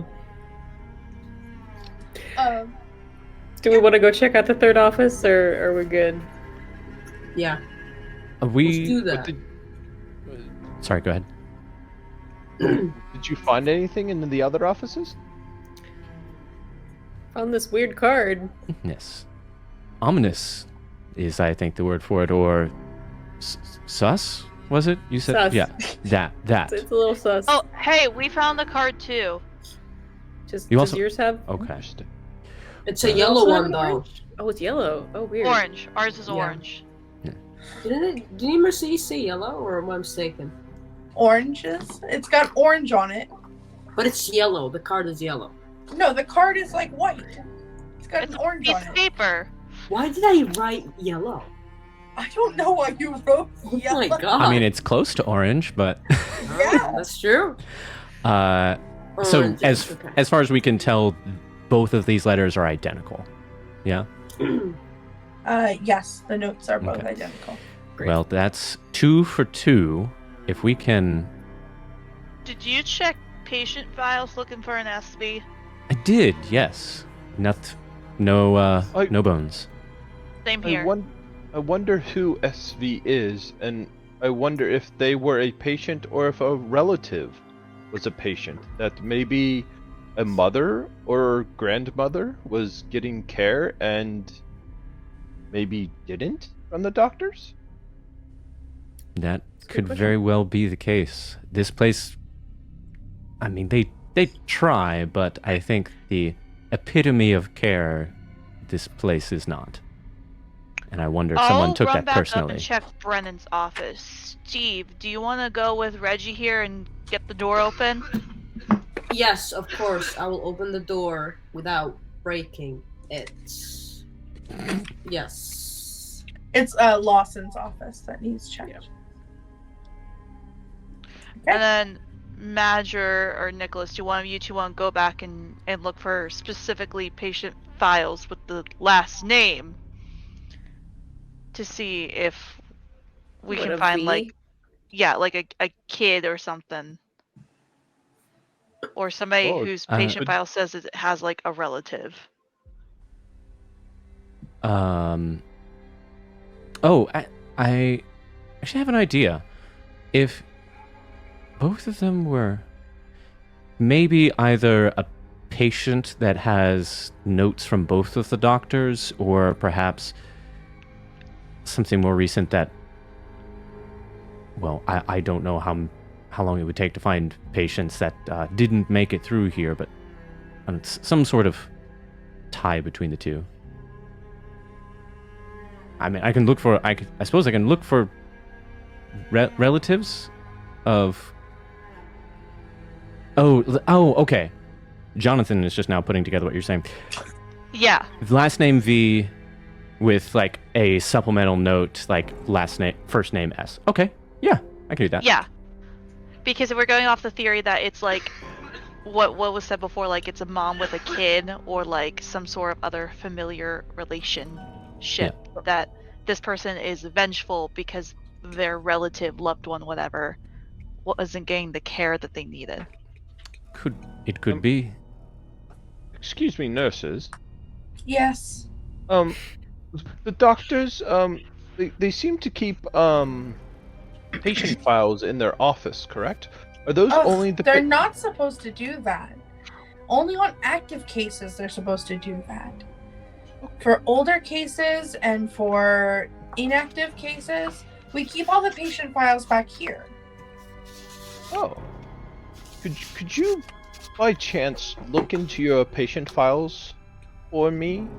I'm curious to see if there is a patient with the first initial S and last initial V, or maybe any initial or any patient with the last name with a V. That's a lot of patients that have a V. Do you understand that? All right, I'll look for the S and the V's.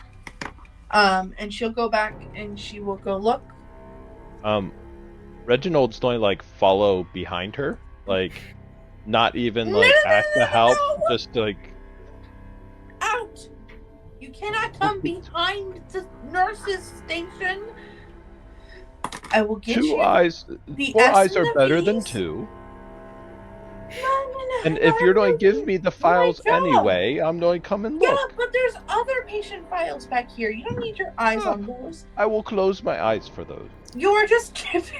You were just taking more of my time. 1 second, and she goes in the back, and she checks, and she's gone for I don't know 5 minutes, and she comes out with 3 folders, and she puts them down in front of you. She goes, "We got Sarah Valorous. We've got Samantha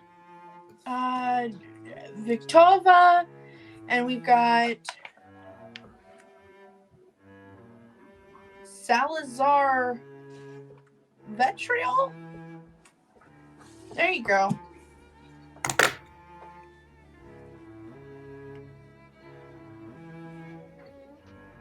How recently were they patients here, Kim?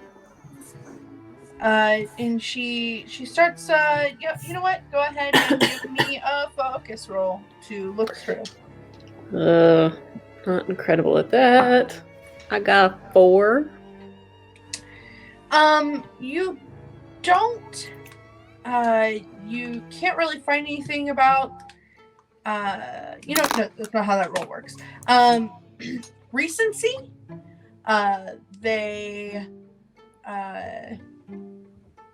Sarah was here 3 years ago. Samantha was here 1 year ago. Salazar, his is from like right after the war. So maybe like 10, 13 years ago. And when you say war, what do you mean? The last Great War, it's like World War One. Okay, I'll look that up. Thank you. The Great Wall. The Great how- Wall, right? how- It's the only war right now. World War II, yeah. Right. So Samantha was 1 year. How long ago was Sarah, did you say? Roughly? No, Sarah was Sarah 3. was 2. About 2 years. Okay. Sarah was Okay. 2. Samantha Right was then. 1. I wrote down Um, 3 and 1, but whatever. Uh, We could say 2. yeah. I'd like to take a close look. I think at probably Sarah and Samantha.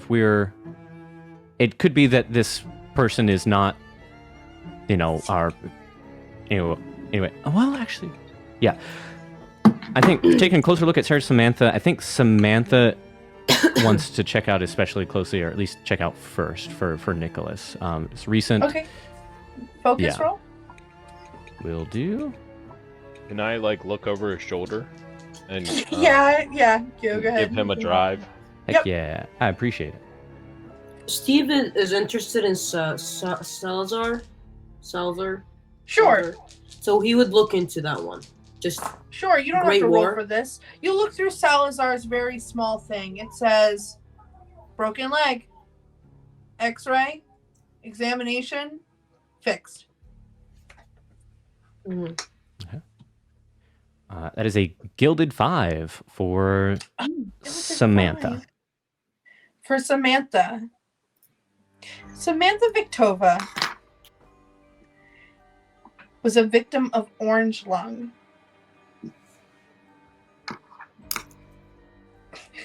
The eyes, Jonathan just got the big eyes. Ah! Yeah. Mm-hmm. That Was seems treated yeah. here Mhm. at the hospital for 3 months, and then told that she had a incurable condition, and sent home. She is the largest file of these 3. She was seen by many doctors, many nurses, And her caseworker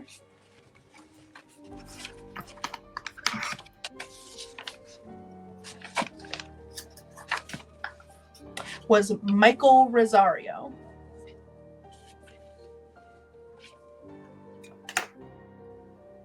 It looks like at the end of the notes it says that he was the one who told her that without any financial aid, she would have to leave.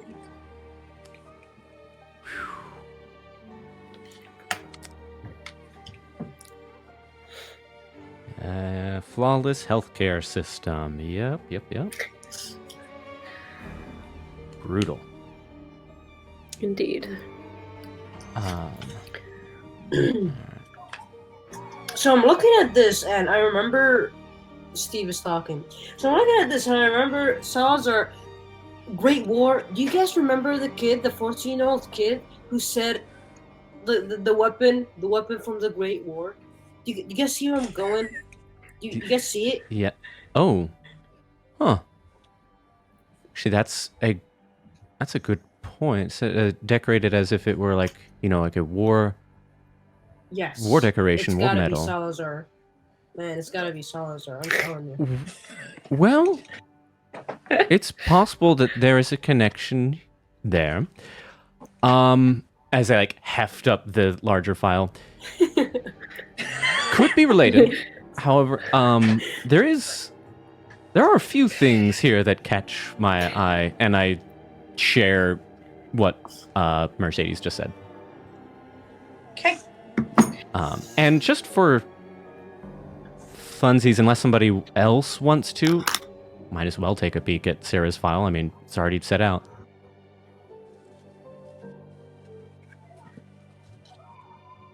Okay. Yeah, Go you for can make. You don't have to make any roll Okay. for Sarah.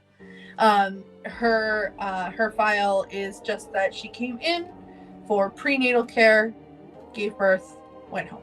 It's a a decently thick file, but it's just from the different. Gotcha.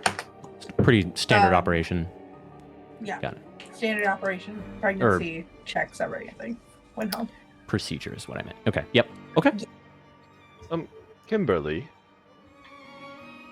Yes. do you by chance have you seen Michael Rosario recently? Yeah. He's a caseworker for this hospital. Yeah, he was in earlier today. And then he left.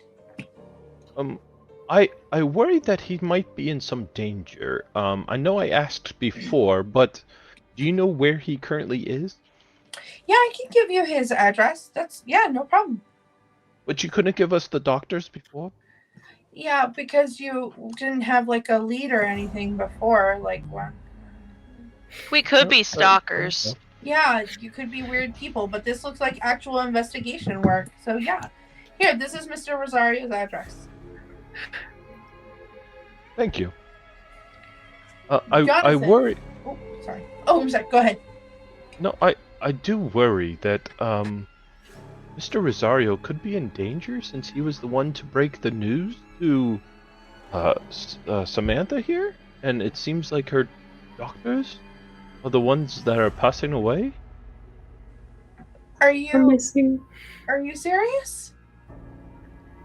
Samantha? Victova? Correct. Do you know her? Like the sweetest lady. Yeah, she had really bad orange lung though. It happens a lot in the shanty town. A lot of people contract it. It's really contagious. I think they have those people live all in one house a lot of the time, so that Is it curable? It's better. Oh my gosh. Kind of. The problem is that the medication is really expensive. It's made from the bark of that the trees in that scarlet forest, but because there's a lot of drug use around that tree, they are really controlling about how that is used. So it's really expensive and it's really hard to manufacture. So it's So it was expensive, so you guys refused to give her a treatment, and you told her it was incurable, although she was the sweetest person ever. I don't make those decisions. I work here. What do you Listen, want me to do about it? You are a part of the system. The blame hangs on you too. I administer medication. I was administering her medication for a long time. By the way, Just- Pierce looks so Okay. proud right now with Steve calling people out on their shit. Steve has some trauma with medical people, like with hospitals and whatnot. He does not like Did you did you say you administered some of her medication? Yeah, I would like administer medication to her. You have to like do it through like a syringe, like it's an oil kind of extracted. Maybe don't go anywhere alone. Oh, okay. Just in case. All right. Yes. I would just be careful if I were you. Also, Okay. side note, well, Nicholas is usually proud of Steve, but I think with the mention of the trees, Nicholas just gets a chill runs down his spine because these ding dang trees keep popping up, and flashes back to at least 2, if not all 3 previous incidents, like running 2. into. 2, yes. The trees or tree byproducts. Yeah. I mean, it's really hard to treat outside of the hospital unless she was getting like they make the moonshine out of it, and it like that can help you like get rid of some of the like mucusy stuff. Do you guys know like orange lung, like your lungs start to turn orange and like they're secreting additional mucus, and so it like builds up until you kind of just drown, kind of. But like the liquor helps break that down just a little bit and relieve the pain, but it's like then you're a drunk or you're not getting jobs, so then you can't afford the medicine. It's really like rough. And did you say why specifically it was called orange lung? Is either the cause or the secretions orange? Or Your lungs, No, your lungs like, turn orange. The when lungs they are orange. do the autopsies, your I see. lungs are orange I at see. the end. and it's common in the less well-off side of town, you said. Yeah, like a Sure. lot of soldiers came back with it from the war, Mm. and then, just a lot of people who didn't have a lot of homes and stuff. I think Miss Victova, her husband was a soldier, so she might have got it from him. Mm. I think her last address might be in there too. She had like an address, so she was living in the shanty town, but she was at least living in it, like I said, one of those buildings. They usually live in a building, like kind of separated from the rest of the open towns. So, question: when you guys left her to die, how much time did she have left? I don't know. I don't really, like I said, I don't make decisions like that. I just kind of How much administer time, though? medication. I don't know. I check her file. I check her out. Okay. It says in there towards the end. It says they think maybe 6 months. 6 months.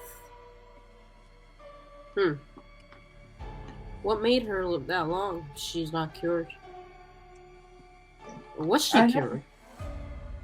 I'm just talking to myself. Steve is. Does the file mention anything about relatives? Nope.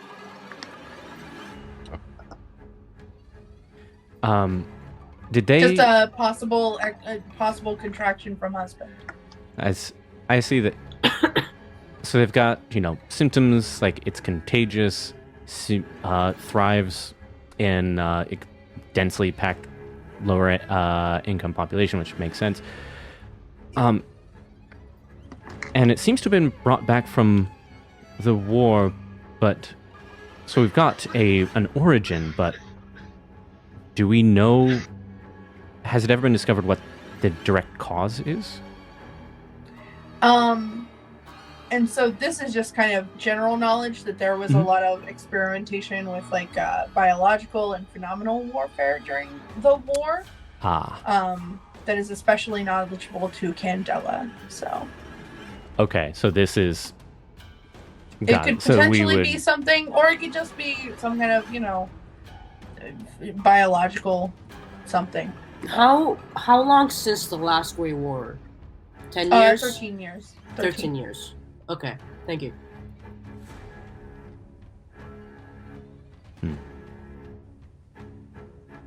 It is certainly persistent.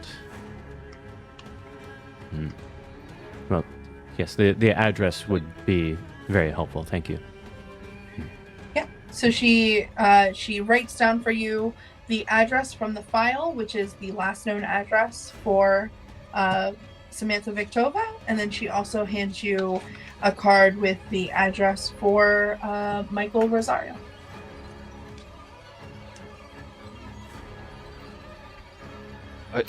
I think we should go see Michael first.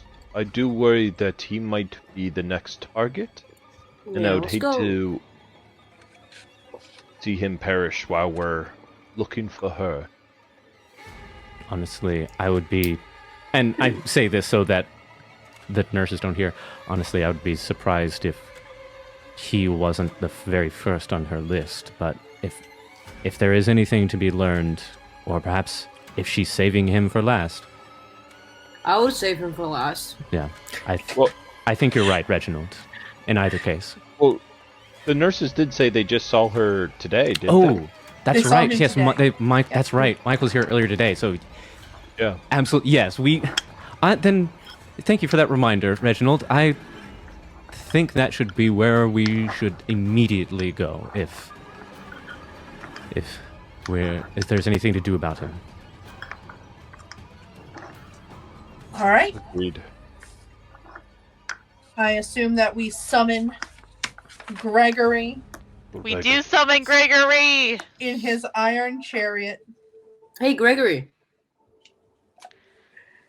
We're actually going to take a pause, Amal. And All right, we are that's going to good. go to, as we switch locations, we are going to take a 10-minute break here as we change and we head for Michael Rosario's house.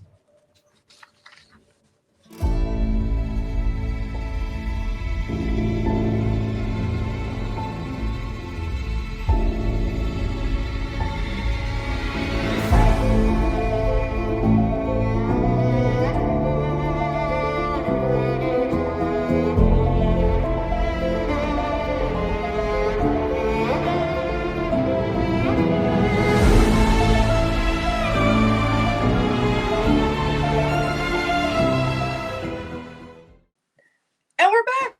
Thank you for waiting for us.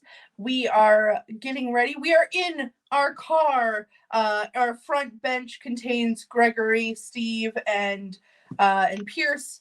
The back seat is clearly our other three, who every once in a while Pierce looks over his shoulder and like gives Nicholas like the bug eye. So it's yeah. So, Nicholas, Yes? how'd your date go? It went the dinner was lovely. Sparkling conversation there, when we were able to speak to one another. She took the news about the arm surprisingly well. There's still some things to sort of, I think, unpack. I think somehow the OUP found out, because she yelled at me about it the last time we talked. Did she now? She did. Madge was there. She can verify. She was rather irate with me. She was. It was very entertaining.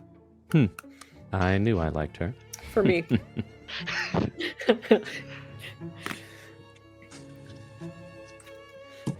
All right.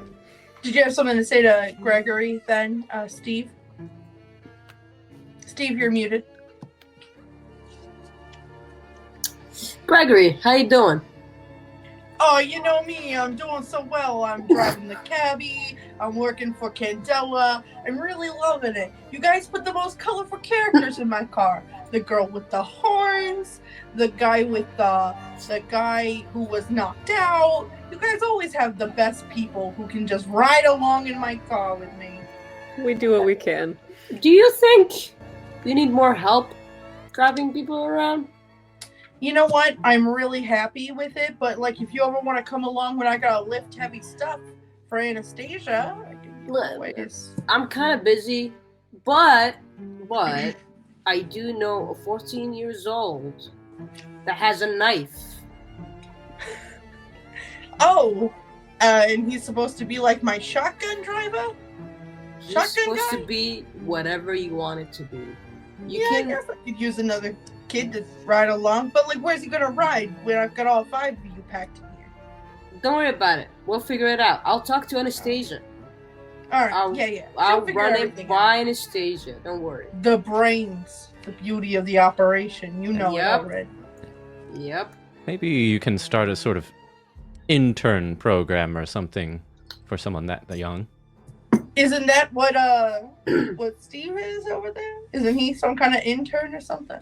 You calling me an intern? That's what I thought you were. Are you not? I'm a full-time investigator, I think. To be honest, I don't really know. I'm just here. I don't even get Anastasia paid. let you keep your last gun from your last mission? Yes. She showed me the drawer. Where is it? I'm not telling you, but I saw it. No, It's fine. come on, where is it? I can't tell. I could never betray a trust. Okay, I'll get it out of you eventually. All right. This is the address you asked me to bring it to. East side of town. Nice digs over this side. Look at these houses. They practically look like they all match. And at the address found, the address that was given to you by the nurses, you have arrived at your destination, a small house in the east side of town. It's beautiful, an exact replica of 3 others around it. There's no lights on currently, and a car is currently parked in the garage. The garage is still open, and there's no evidence of any kind of broken entry on the front, or even that there's anybody home at all. What time of day is it? It's like late afternoon.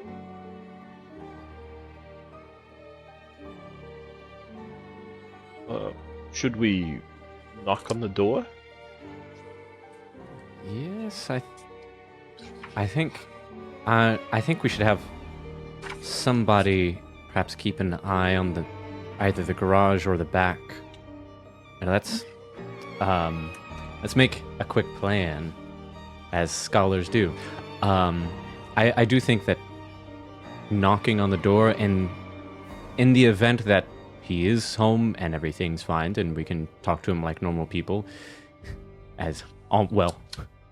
almost as if we're normal people anyway. But I think we should have eyes on the garage and certainly eyes on the back in case there's some sort of back entrance if someone runs when we knock.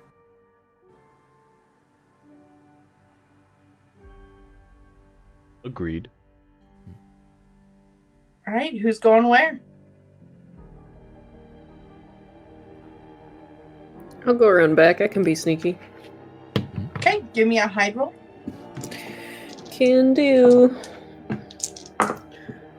That is a 4. Okay, you successfully sneak to the back door, but you're gonna take a mark of mind as you stress out a little, feeling like she could be here, right? She might be back. She might be waiting by the back door, and even though you get there, you turn around the corner, there's no one there. You still just have this feeling down your spine of, at any moment, this woman with a knife that you've seen the results of could just attack. Fair.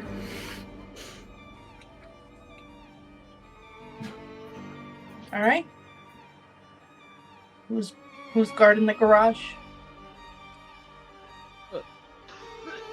Can I take out my bleed detector Sure. and sort of just look around to see if there's anything like on the driveway to the front door?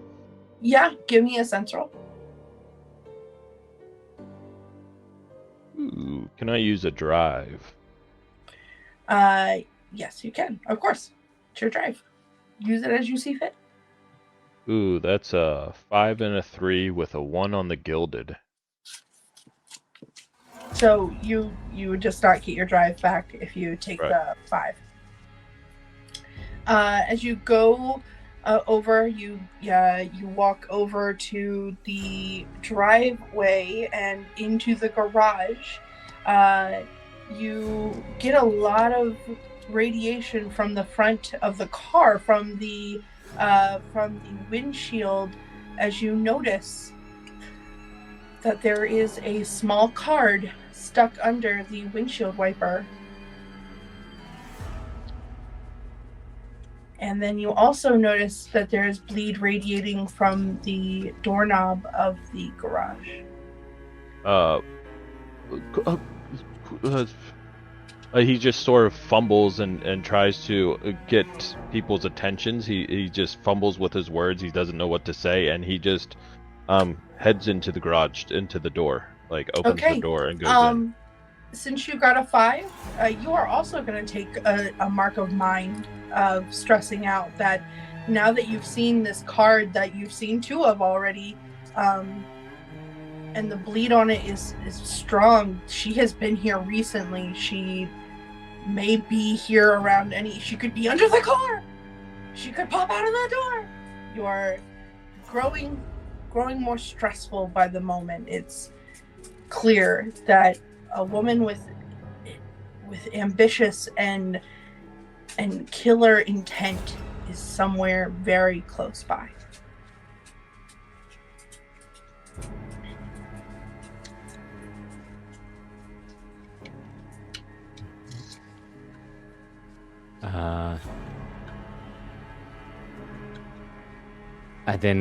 I guess unless you've got more for Reginald, as far as Nicholas knows, everybody is in position.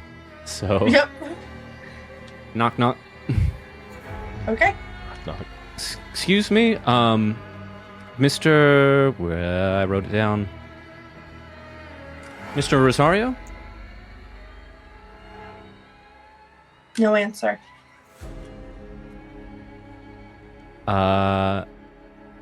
I checked the front door to see if I checked the door to see if it's locked. It is. Hmm. It is locked. I'll do one more knock. Okay. Just give it a few seconds and do one more louder knock in case, again, one last chance of maybe he just didn't hear the first one. Okay. Yeah. There is no answer. Turn to so I guess Steve and Piers are with me. Well, it seems as if that could have gone smoothly. At this point, I don't know why we expected that it would. I think maybe we look for alternative entry. Hey, Steve. We can go through the roof, or do you want me to break the door? Mercedes. Yeah. Is there an awning? Is there windows? Is there... So it's a Not again. two-layer house, and it has an attic level to it. There is, there's not an awning, but there's a roof, the chimney. Are there dormers or anything that I could get up to and then go into a window? No, I mean you could you could stand on the windowsill, kind of. The windowsills are Okay, you large said enough. there's an attic. Attic level. How high how far are the windows from the roof? Like, could I theoretically hang and get into the window from the roof? You'd have to kick the window in. But yeah. I can do that. Do we Cool. want to So try I- one of the other doors before? Okay. So I look at Nicholas. It's already done. I look at Nicholas. Watch what a real magician can do.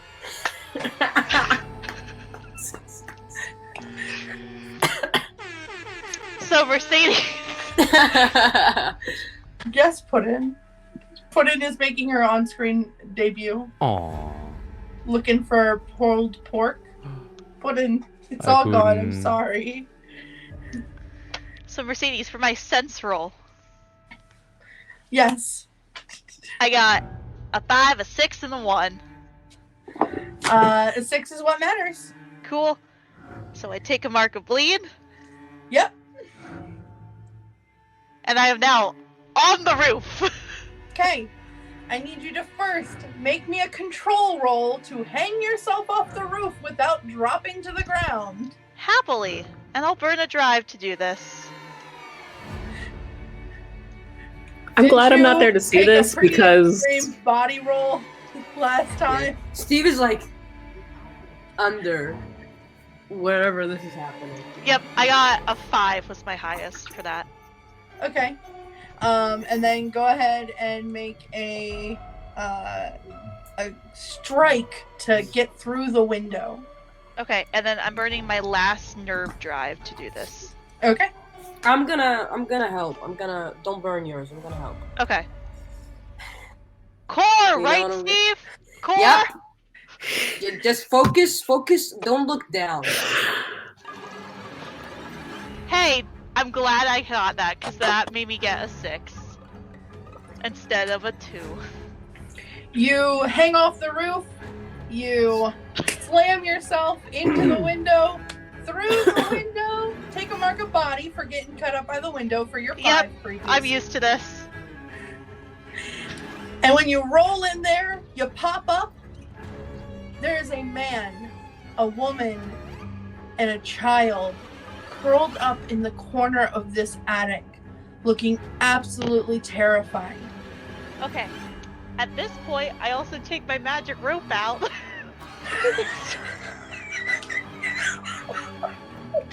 I start lowering it down for Steve. As soon as I get the robe, I'm trying to climb up. Okay, I don't know what's happening. Steve, But that's what it is. Steve, give me a move roll. So Jonathan, you know the never-ending scarf trick? Yep. Oh, Yeah. oh yes. I'm very. As soon as you said magic rope, I knew exactly what you meant. I'm just That's a 6. in awe You right climb now. up the rope. Great. As you get in here, Nicholas, you you coming? You also see a very terrified man, his wife, and their child curled up, hiding in the corner of this attic. Steve is gonna say this. You know what I mean? I'm not talking, just Guster and should we stay silent? And he nods. Okay. I Much quieter. Nicholas, you coming? so Mercedes. There you go. I think a little part of him is like, no, I don't want to go up the rope because that's your plan. After making the real magician comment, but also logically wants to keep an eye on the front door because if we leave that unguarded, then someone could just walk out.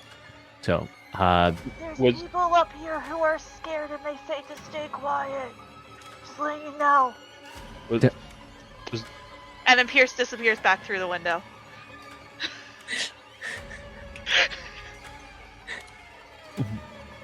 oh no. Mercedes, question. Yeah. Would Steve still have the revolver from last session? Can you like roll for it? Like, can If I you just take it try as to your hide hand it? weapon, then yeah. Okay. I'm good. Then I have it. I stole it back, or I didn't disclose it when I got back from the No, to the can station. Pierce have kept his from his last assignment and then have given 5 it to bullets. Steve? 5 5 bullets. bullets. Yeah. Wait, yeah. I gave Steve's revolver to Pierce last time.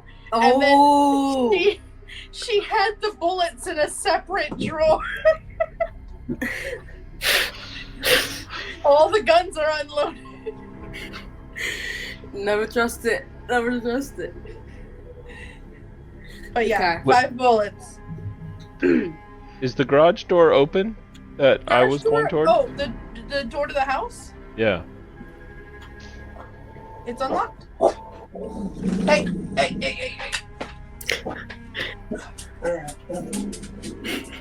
She's on patrol.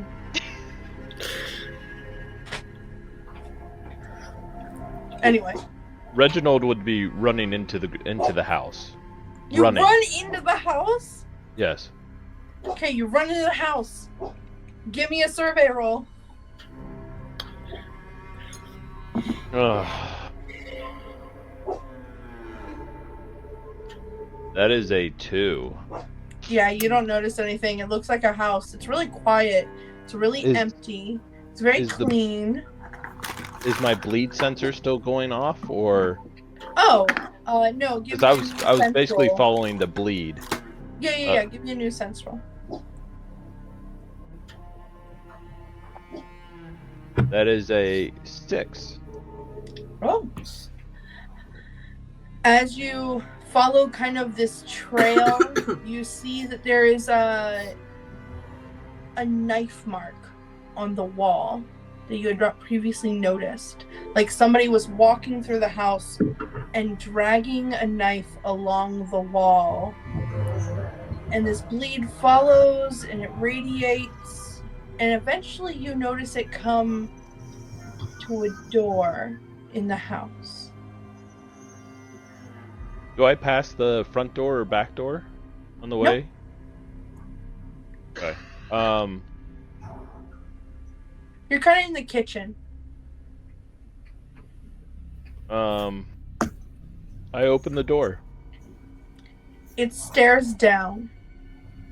Clearly the entrance to a basement. Does the door open inwards or outwards? Outwards. Towards you. Okay. Can I grab a chair and prop it under the door handle? Yeah. And then go to the front door and Give open it? me a control roll to see how securely you put the chair in there.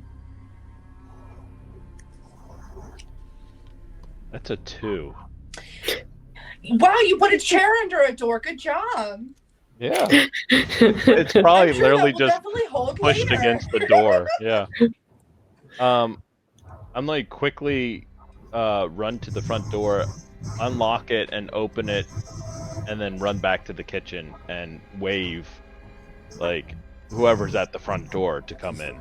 Yeah. I think It's, by now you Nicholas. probably just see Nicholas and it's like, wait, you're in. Wait. Oh boy. Tis I, the better magician. the third magician. You just see Nicholas's jaw clench as he goes inside to follow Reginald. Nicholas just keeps getting L's, man. This is incredible. Yeah, so what is where when did you just go through the garage? I was following the bleed on my bleed detector, and it brought me into the house, and you could see the knife mark, and it leads to the basement door. I wisely propped the chair underneath, and there's no way if she's down there she can escape. I see. So It is she's perfectly placed. So you're saying that there's a high chance that she's here right now. I maybe. The bleed leads down there. I don't hear anyone else in the house. Well, according to Piers, There are, and I like try and say this like very quietly, just in case this can't be overheard by her if she's that close. Just like lower my voice. According to Piers, there are people hiding in the attic, so I think she is here, and she's trying to find him, but hasn't yet. So Well, I the think bleed leads to the basement, so maybe she's down there. Would you want to go first? I mean, I've blocked the basement off. There's no way she could get out. since it's a good thing, I'm glad that you secured it. That was good thinking. I think let's keep an eye on the door. I think we should not go in there unprepared. I'm not sure that we have a good means to communicate with our attic folks or Madge. Can I just But- peek in the window? Yeah, Yeah. Madge, you Oh. see Madge peeking over Actually, the yeah. kitchen Actually, yeah. That's yeah. Let's get everybody involved here for sure. I will go over to if there's a back door. I will There's carefully. a back door that Madge was Yeah. waiting at. Yeah. Okay, I will carefully go over and like open it and. Yeah, So I could see the panic ensue where Madge is peeking over the back like window, like, oh my god, there she is, she's out back, like. But no. Good thing Just Trigger Happy Steve isn't down there. Madge would have one between the eyes. Gone Oh, you know. too soon. you know.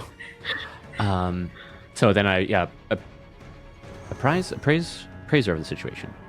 I always forget which one that is, but appraiser of the situation. Like, so I'm not even sure. Usually I would say good news, bad news, but in this case, news. So Piers and Steve are in the attic.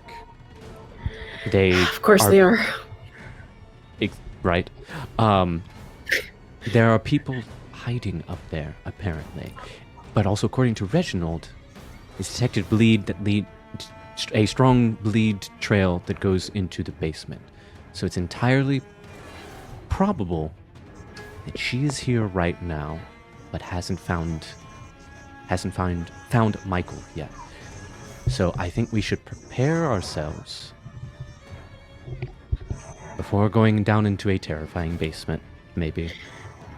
Fair enough. But maybe. I Actually, need- Piers is sorry, real quick. Piers, is the rope still hanging out the window?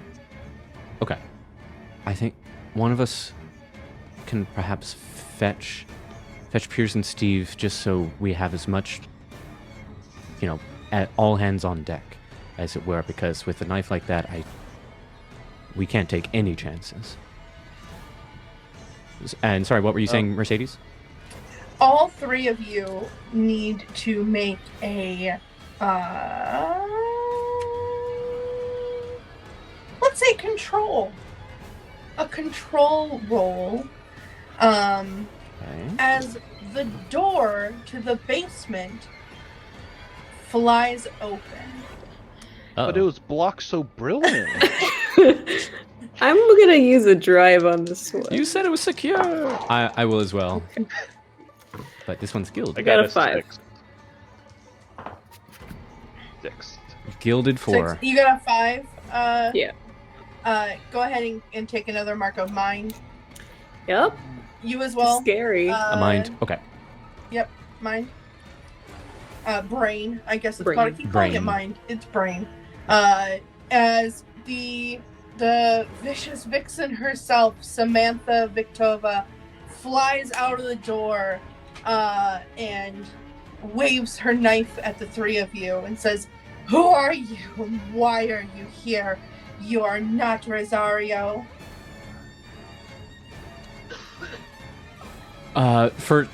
First thought, best thought. Just say / kind of yell loud enough that hopefully Stephen Pierce can hear.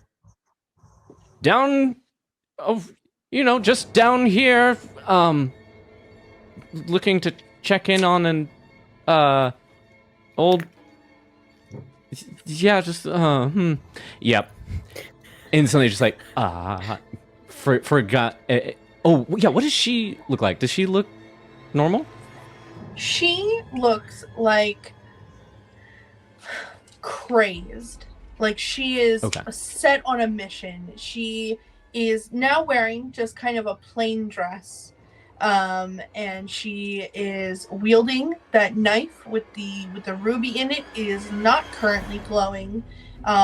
She has that short, kind of reddish auburn hair, and she is she just looks intense. She looks focused. She came here with one purpose and one purpose alone, and she has been biding her time, and now there are 3 people up here talking about her. Yeah. Oh, just hanging out down here. She kind of looks around between the 3 of you, and she goes to grab whoever is closest. I will just roll that. That's a 1. Great. She will try to grab Nicholas. Nicholas, go ahead and make a move for me. He did open his big fat mouth, so yep. Drive, absolutely.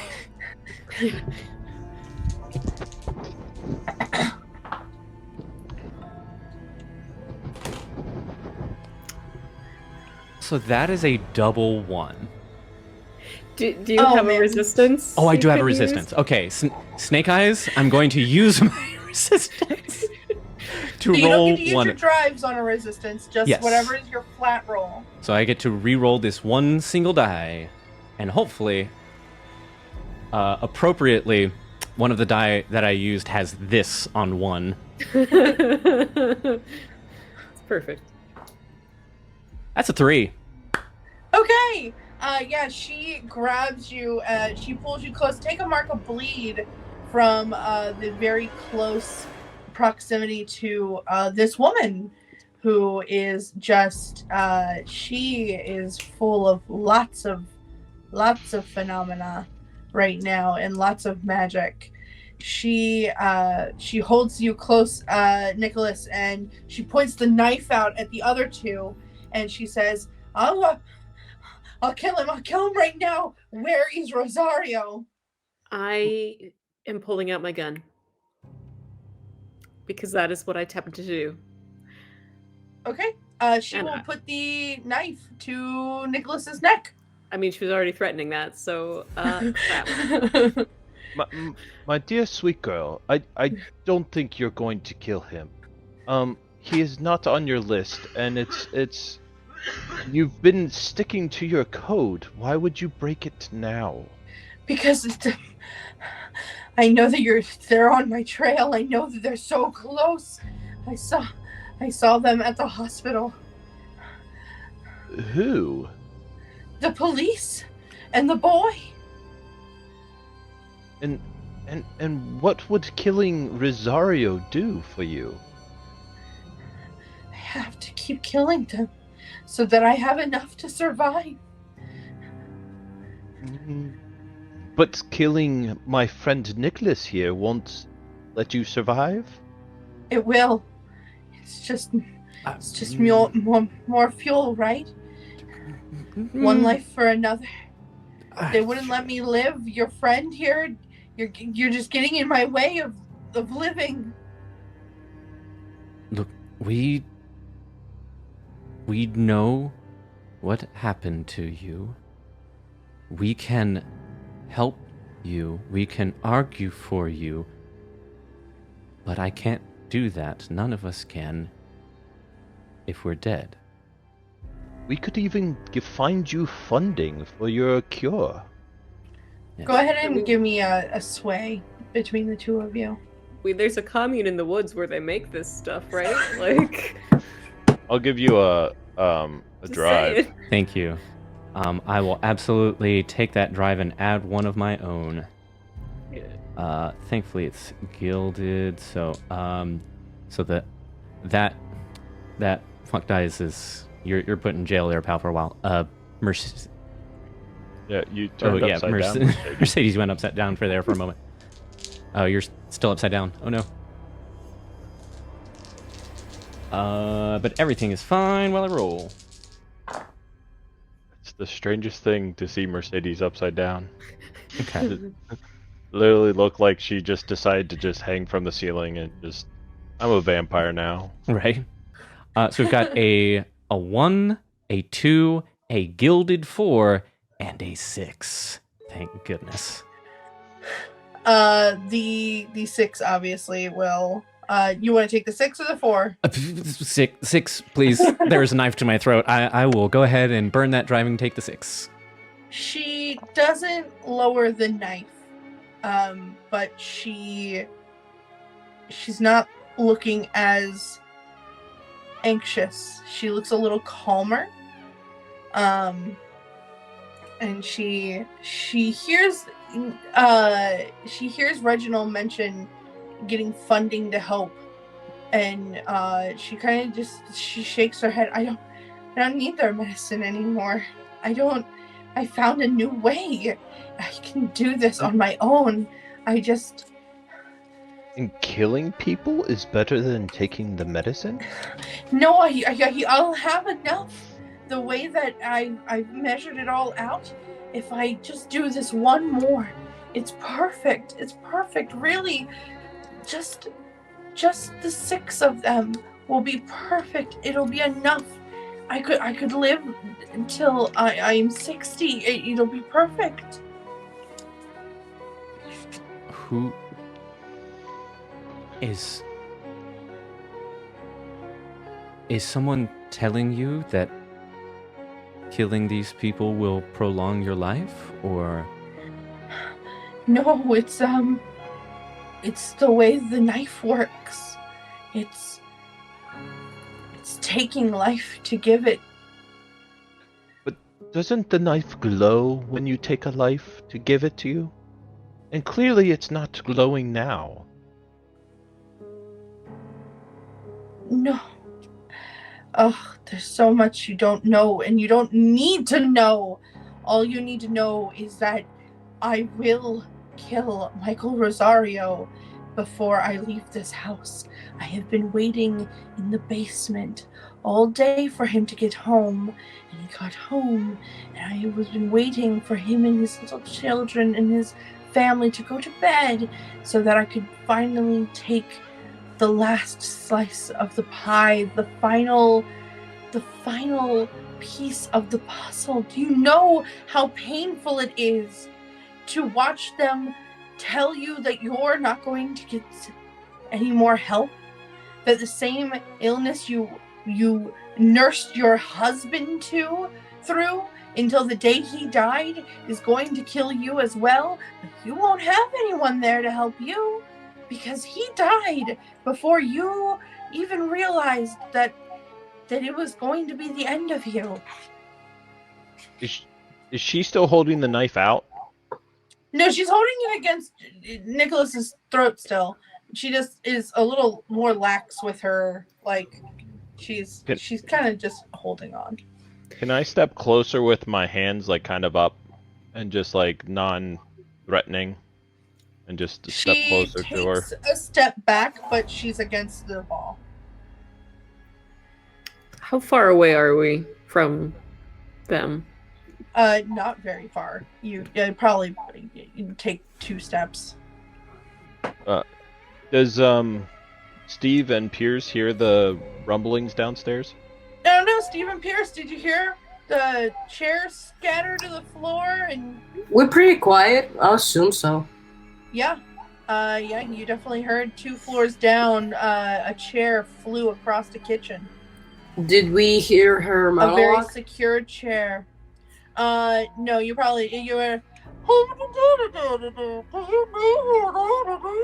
like, yeah, just through the walls. Okay. I'm gonna. So, time-wise, we had a bit of time before all of this happened, right? Yeah, you had a couple minutes here. Okay. I'm gonna move into the family, staying quiet and stealthily. What's going on? What happened? There's a lady in our basement. I saw her go down there earlier today, But I thought she was gonna fix something. I didn't think that she came here to hurt anybody. How do you know she was gonna hurt you? And that's when the man, Michael, looks over and goes, I know the woman. She killed Dr. Brennan, and she's after me next. I was her caseworker at the hospital. I started to notice the coincidences kind of racking up earlier today. 3 doctors who had all worked with the same woman. The weird card left on Lawson's desk. How does that make you feel? Makes me feel like I don't know, like my family is not safe. Well, fuck you and your family. You did this to yourself. And I'm gonna start walking down the stairs stealthily. And I assume this is when I heard the noise. Yeah. Make a hide roll as you head down stealthily. Is Pierce, are you following? What are you doing? Yeah, I'll be following very quietly. Okay. Stealthily. You said high roll, Mercedes? Hide, yep.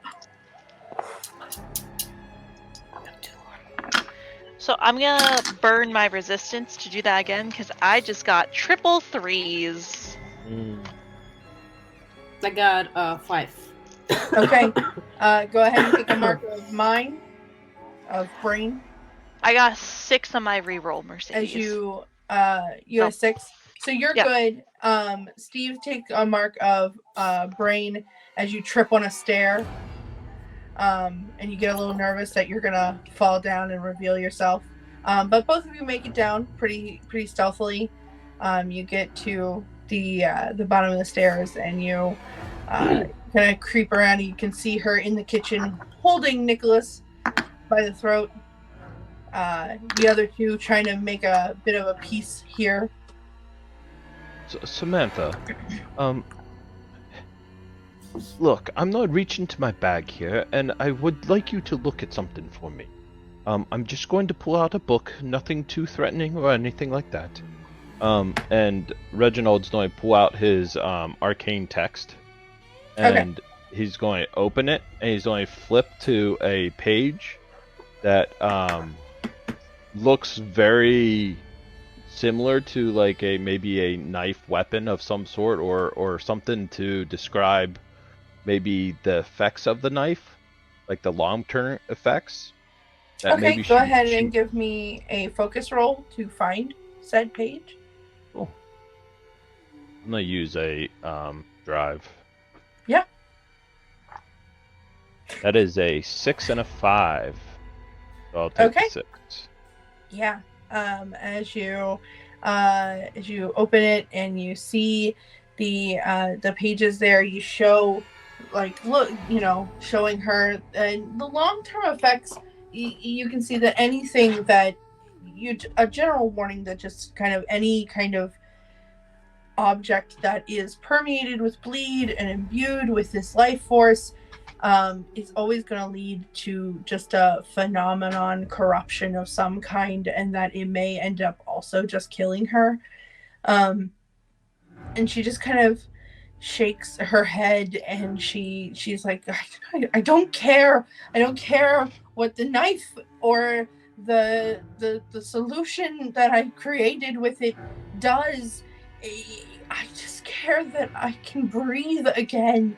I just care that I was promised help after my husband died, and then I had nothing, and I want these people to feel the same way that they made me feel, alone and with nothing, and I don't care what it takes anymore.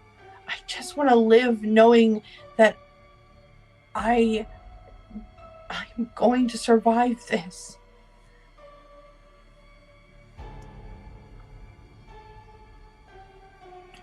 Yeah. Is anyone gonna talk, or can I talk? Yeah, you go.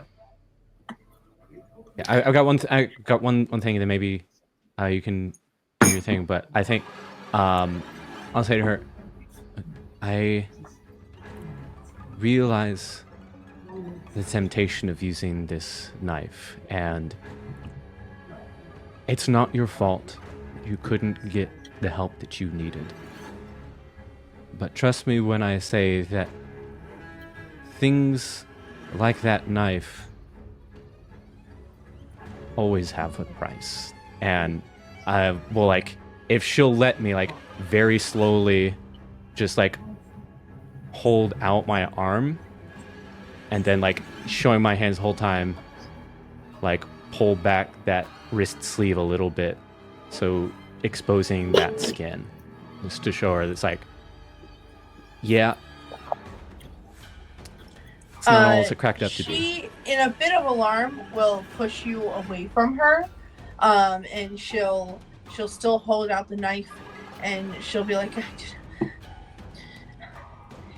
I don't see why it would start to stop working now. I don't know why you think that this is going to hurt me. I just... Don't you understand? It's about more than that. It's not just about whether or not this is going to kill me in the end. I understand. It's about making them feel the pain. It's about revenge. Feel. I'll start talking and I'll say, I understand. It's about revenge. It's about sucking it to their faces. Making them regret what they done to you. What they have done to other people, right? Yeah. And she starts to back away after seeing Steve, a large young man. And I put the gun realizing that away. she is I put the gun away. Quite outnumbered. Yeah, but Madge still has a gun out. I do. Yeah. And Nicholas Yeah. is no longer in life-threatening danger, so I'm... So, yeah, she starts to back away. She's like, okay, I will leave this place. I will go.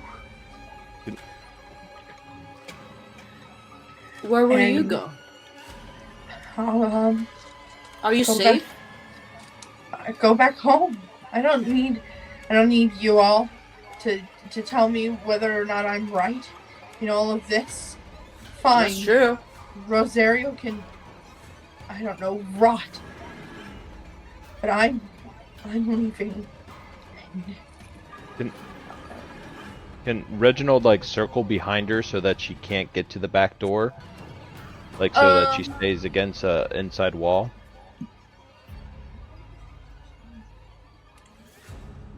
Yeah, go ahead and make a move roll. And Do I this. also need to go get a charger because my iPad's about to die. That's a 5 and a 3 with disadvantage, so a 3. Yeah, I mean, at some point I'm just gonna shoot her, but like... I mean, I'm waiting for it now. Yeah, I mean, there's been enough talk. We might... I mean, she's no longer about to kill Nicholas, so that's Yeah, a plus. I am glad that I'm no longer within knife or gun line of fire Yeah, here, yeah. but yeah, I mean, the non-lethal kind of shooting. But yeah. That But she cannot leave here with that knife absolutely at the not. very, very least. It ends now. Turns out the hand is a pretty decent party trick. Maybe. Hold up. Not just a party trick, but a magic trick. Ooh. I can Nicholas? teleport. I'm better. Is Nicholas going to be the better magician? Let's see. Plot twist of this session.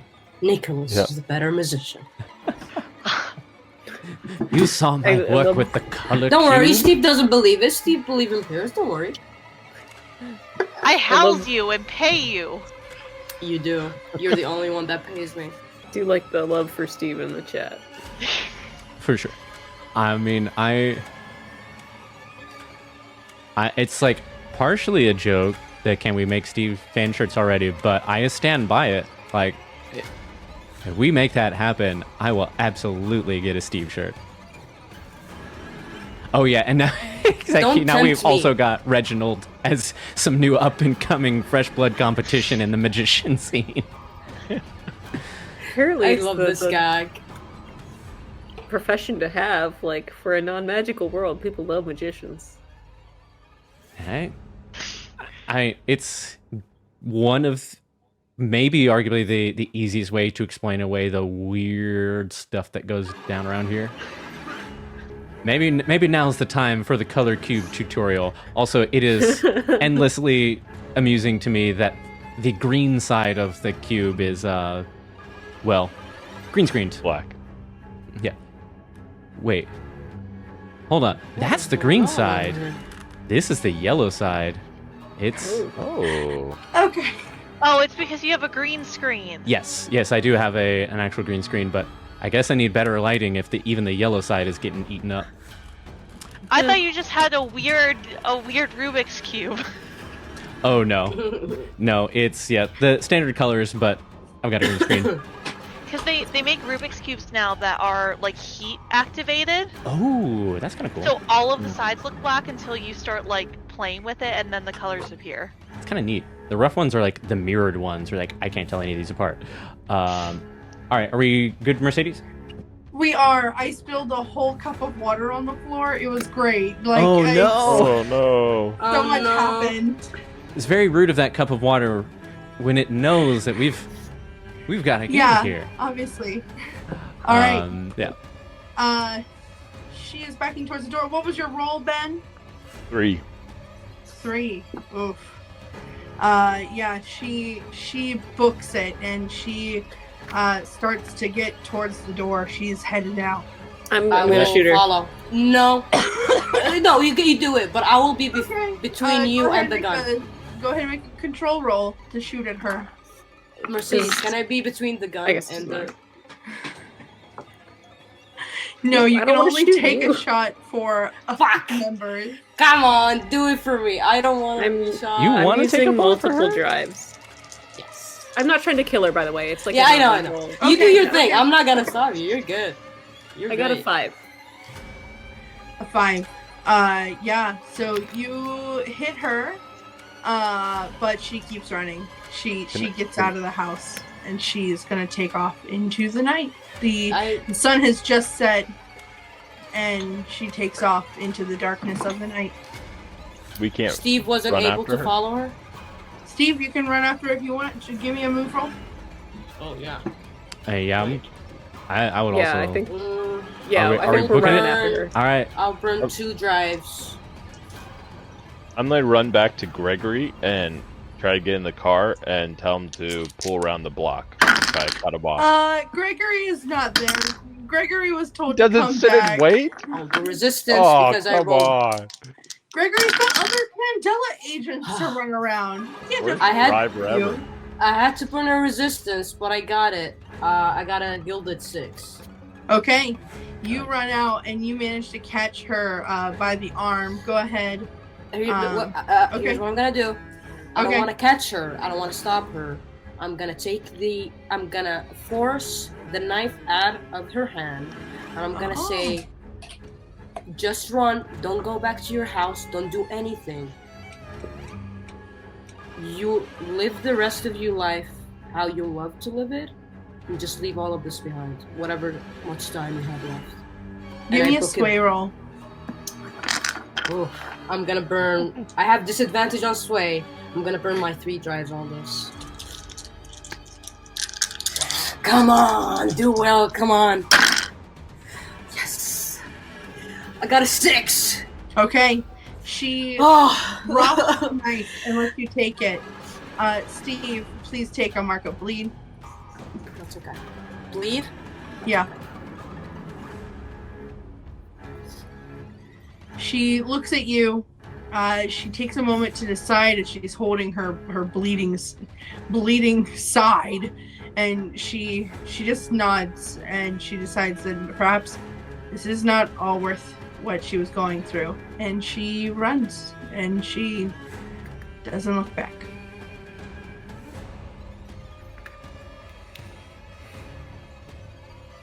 I don't know if any of you followed me. You can stop me. Steve is not the smartest person, but he's gonna do what he's gonna do. I mean, I think we were all following after, but whether we pursue is the Yeah. question. And I don't know. we Even got if the you all dagger. ran out, you watched Steve had an exchange with her, and then she gave him the knife and ran. I mean, we already know she's poor. I just shot her. She's gonna have to get help. Like, she's not going far. Yeah. So I I don't feel the need to chase her down necessarily, unless anyone else does.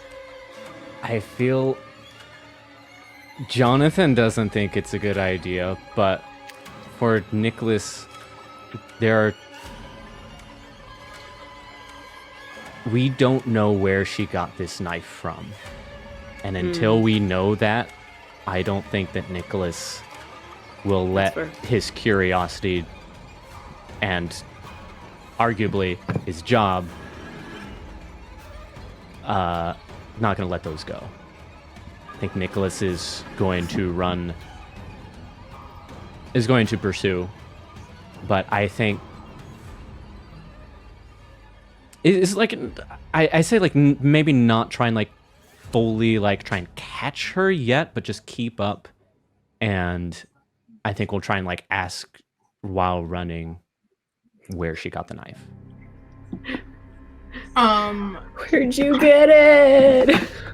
I'm Exactly. gonna tell you, she even with sway, even with whatever, she's not looking to answer questions right now. She's gonna keep going and running. But Nicholas, you do remember that you were given a second address. Her house. That's right. She did say she was gonna go home, even though Steve told her not to. But Did she say that? Oh, fucking stupid woman. I think Woman. if she is like non-responsive and is still like booking it, then I think the thought of someone like desperate enough to do what she's done and the very recent memory of her willing to just kill me, someone that she just met, I think he will with, as you say, Mercedes, like that thought of like we can still try and check her house, Nicholas will let it go. Okay.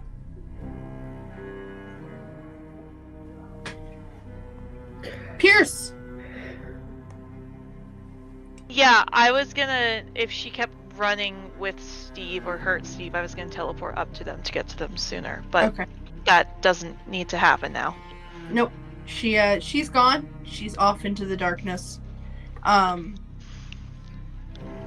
But Steve has the knife, and you all have one last location. I mean, we can comfort the family and Yeah, do all yeah. that hand waviness as well. But Yeah. yeah. If we think she's gonna book at home, we could call Gregory. Yep. You go in. You comfort the family, as previously mentioned, and you call Anastasia, ask that Gregory be sent over. Gregory was just hanging out at the tea shop, and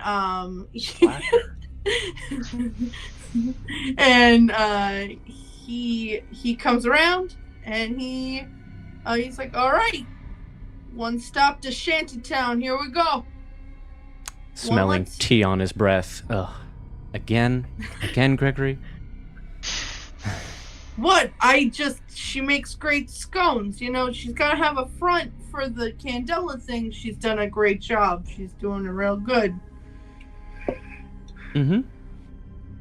So, Sure. he takes you out to back west, past the middle of town where the tea shop is, and out to the western side where you find the shantytown. You arrive at the entrance. Some homes are just tents, others built with more stable materials like boxes or wooded. Single walls with wooden lean-tos are there, stacked wooden beams, and occasionally there's an actual house, although ravaged by close warfare that came to this area. The homes seem to be busy, with several people moving in and out of them. The standout buildings in this area, though, are a couple of apartment buildings that are clearly condemned, but seem to be in use anyway. A large sign in bright yellow reads contamination. And you can tell by the addresses that your mark is one of these buildings. Oranges painted all over the sides and the door.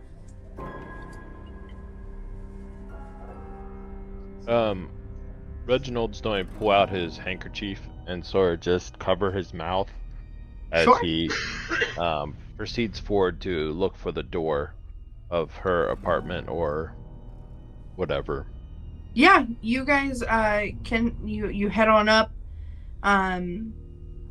There are names on doors as you walk up the stairs, and you find a door that says Victova on it. Is there any blood leading up to the door? No.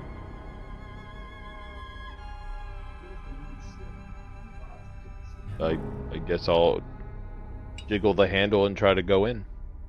Door is unlocked, and as you Unlocked. Oh. unlocked, Whew. you open it, and inside you find a standard apartment. Looks like it once held 2 people. As you kind of sort through, walk through anyway, on a first passing to see whether or not Samantha has returned, there is no one here. Steve very clearly told her, do not go home. I wonder where she went. If so, I'd like to use my scout skill. Yeah. If I have time to observe a location, I can ask a question. Yes, you can. Is there anything in here that might tell us about the dagger and where it might have come from? Or that's really what I'm getting at. But You arrive in one corner of the room, and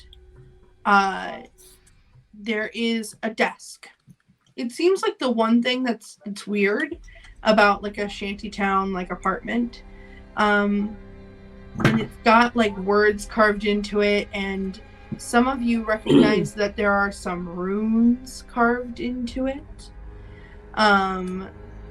There is a book sitting on top of the desk that it looks similar to the kind of arcane text that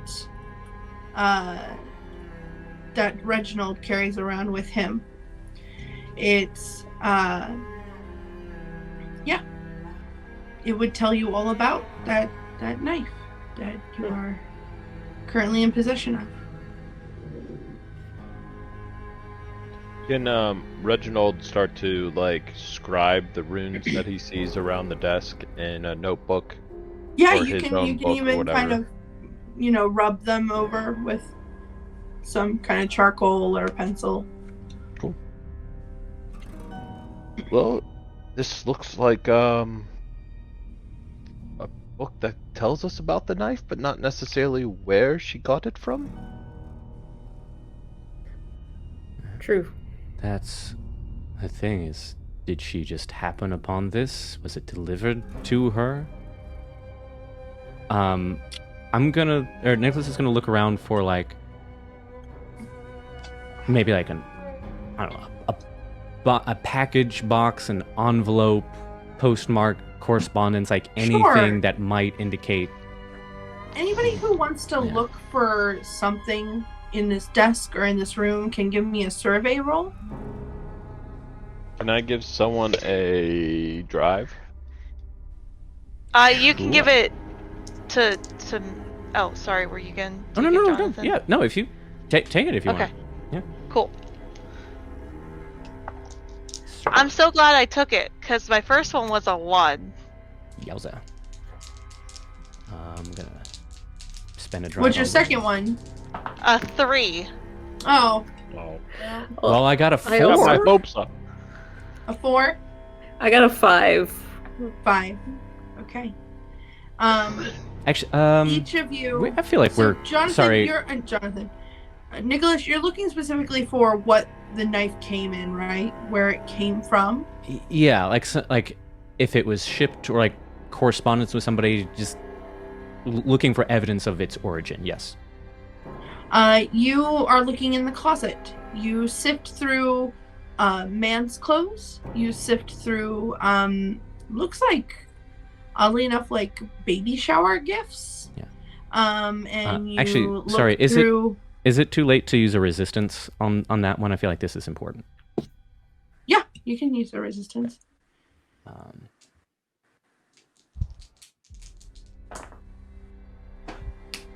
There's that 6.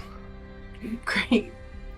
When you're sifting through all this stuff, you find a box, and it says on it,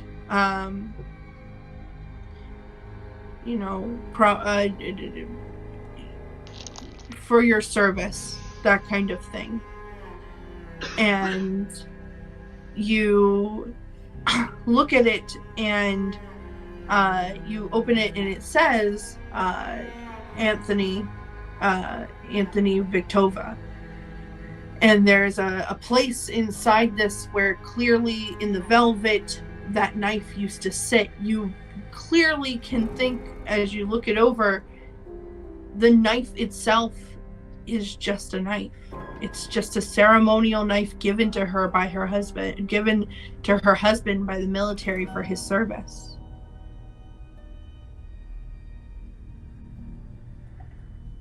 She performed some sort of ritual on her husband's ceremonial blade. I am assuming by the runes on the table. Steve. Yep. You pull out the knife. Do you pull it out? Since it gave me bleed, I'm gonna try to use like a glove or something. Like Okay. anything to cover it. Yeah, go ahead and give me a control. Control. Disadvantage. You know what? I have 2 bleeds, but I live on the edge. So whatever. We technically need 4, right? I got Yeah. 1. You got a 1? I'm gonna reroll. Okay. Oh, that's a 5. The lowest is a 5? Yes. Okay. Then you will Six on a still 5. take a mark of bleed. Oh shoot. What would have happened if I took 2? If I failed 2? Yep. Oof. Good You've reroll. already been Whoa. exposed to this knife. It's It's fine. Yeah. Would have been fun. But you're good. You took 1. As you take it out to look it over, you can see that along the edge of it is inscribed, scratched into it with a needle, some of the runes that are practiced onto the desk. I show that to everyone.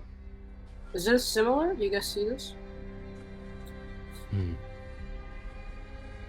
From reading over the text, Reginald, and from now seeing this on the knife, you are correct in your studies. This is something that she did to the knife to produce a siphon. Madge, you rolled, I believe, a 5. Yep. Please take a mark of bleed as you open up one of the desk drawers, and you find 6 mason jars. 5 of them are full of a liquid that is glowing. And the sixth one seems to be just regular water. Also in the drawer are hypodermic needles.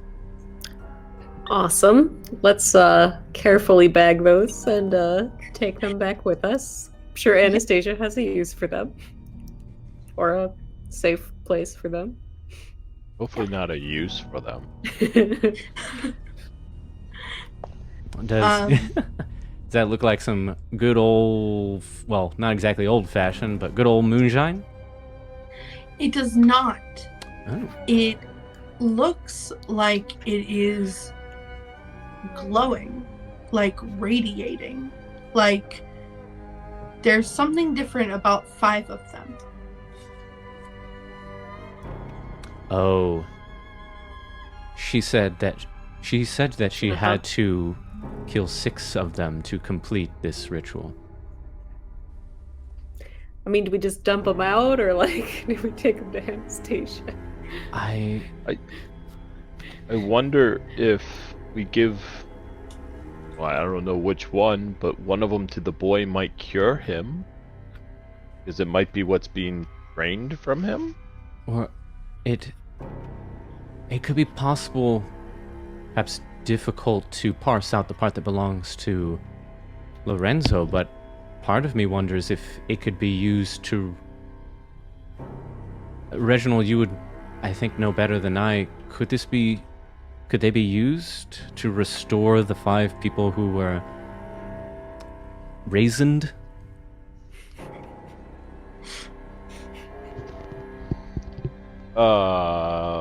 Could I tell by the text in the book? Yeah, that go she ahead had? and give me a focus roll. I'm gonna use a drive for it. I will give you one as well. Nicholas has dabbled. That's a 5. Okay.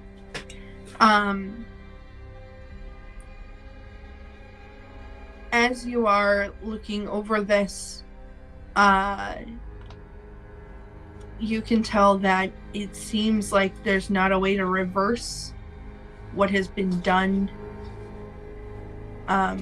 It's kind of very clear from the text. It's like, the price paid cannot be unpaid. Some kind of cryptic, creepy text of some kind. But as you spend a minute longer to look at this, the door opens. And 2 people walk in, and they have like kind of masks and whatever over their face, and they say, "You cannot stay here if you're not sick. You need to leave. Please leave our building." Do they are they wearing like a uniform kind of, or are they just... No, these look like they're residents of the building who maybe saw you come in. Okay. You should not be here. You should leave. Why? Because you're going to get the orange lung like the rest of us. You need to all go. Look at you. You have the rest of your life ahead of you. You are all with this disease? Yes, we are all sick. That's why we live in this building. That's why we put the oranges and the big sign on it so no one comes in. Yes, we will soon. We were just finishing up. Yeah. Also, quick, I didn't want to interrupt the flow earlier.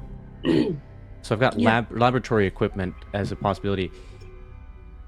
I don't know if there would be enough for just me or for maybe everybody, but like some sort of like lab gas mask or filtrate, like something that might be at least more effective than sleeve over the mouth. Yeah. Go ahead and give me a d6 roll. Okay.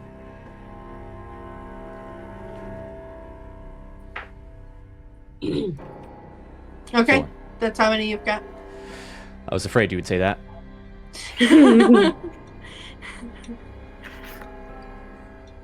I think I definitely want to give one to Steve. Steve is young, and Steve is also great. Give one to Madge and Reginald, and then when it comes to the final one, looks at Piers. That's okay. And Pierce then- can have mine. I will give the last one to Piers. No, Pierce will refuse it and make you take it. I mean, No Nicholas one isn't. gets it. Yeah. Nicholas won't argue with you. If you refuse it, then he shrugs and puts it on. I figured Here, that. take mine, Pierce. No. Take it. Pierce, take No! it. Steve. I'm not gonna use it. You should. I'm not gonna use it. Steve. Okay. If you spend any Anyways. longer here, one Yes. of you will get infected. So Um. I'm At out. No, least Pierce, leave. Pierce will put it on Steve and then just walk out. okay. Yeah. Because Pierce looked and didn't see anything anyways, so... Yeah. So you take with you the arcane text and the jars of water. Jars of Yeah. totally normal glowing Essence. fluid. Yeah. Then congratulations. You have done it. You have secured all phenomena material outside of one Samantha Victova, who is We don't On the know where line. she is. Yeah. And Uh, the one Hopefully question down, remains is, where did she get the book? womp womp womp. It seemed like she had a lot of these kind of books around the apartment when you were looking at things. Just look seems at the like library when, card. Yeah. It seems like when science and medicine had failed her and they were no longer helping her, she looked for an outside source. That makes a lot of sense. The public library. I knew it. Behind it as always. That everything. library. All right. Thank you so much for that very fun adventure, and thank you everyone who has stuck with us throughout this whole assignment. I appreciate you in the long haul. It has been almost 4 hours. Once again, we want to thank you for joining us here at Quelmar. If you are interested in joining any of our games, in playing your own Candela character and assignment, you can join us on the Discord. We are very much looking forward to Daring to Impress of releasing the official book here at the end of the year. And whatever you do, keep rolling those dice, and we will see you next time. Sorry, real quick. I gotta be that guy and give out credit for things before we sign off. So, as mentioned before, the transition, the pre-show break, and what we're about to see, the end show, those were made by Quelmar's very own, very talented Jeff Brudebaugh. Originally for the Strahd campaign, but commissioned by Tyler, made by Jeff. The screen that we saw during the little jingle there, the intro jingle at the beginning, and we're about to hear an outro jingle as well. Those are just official Candela Obscura art. And the music that you're hearing throughout is the Candela Obscura official show soundtrack from Critical Role, copyright Scanlan Short Halt Music. Thanks. That's all I got. Oh, and the intro and outro little jingle, I wrote that for something else, but we're using it for this as well. Cool. That's all I got. All right. Have a good evening.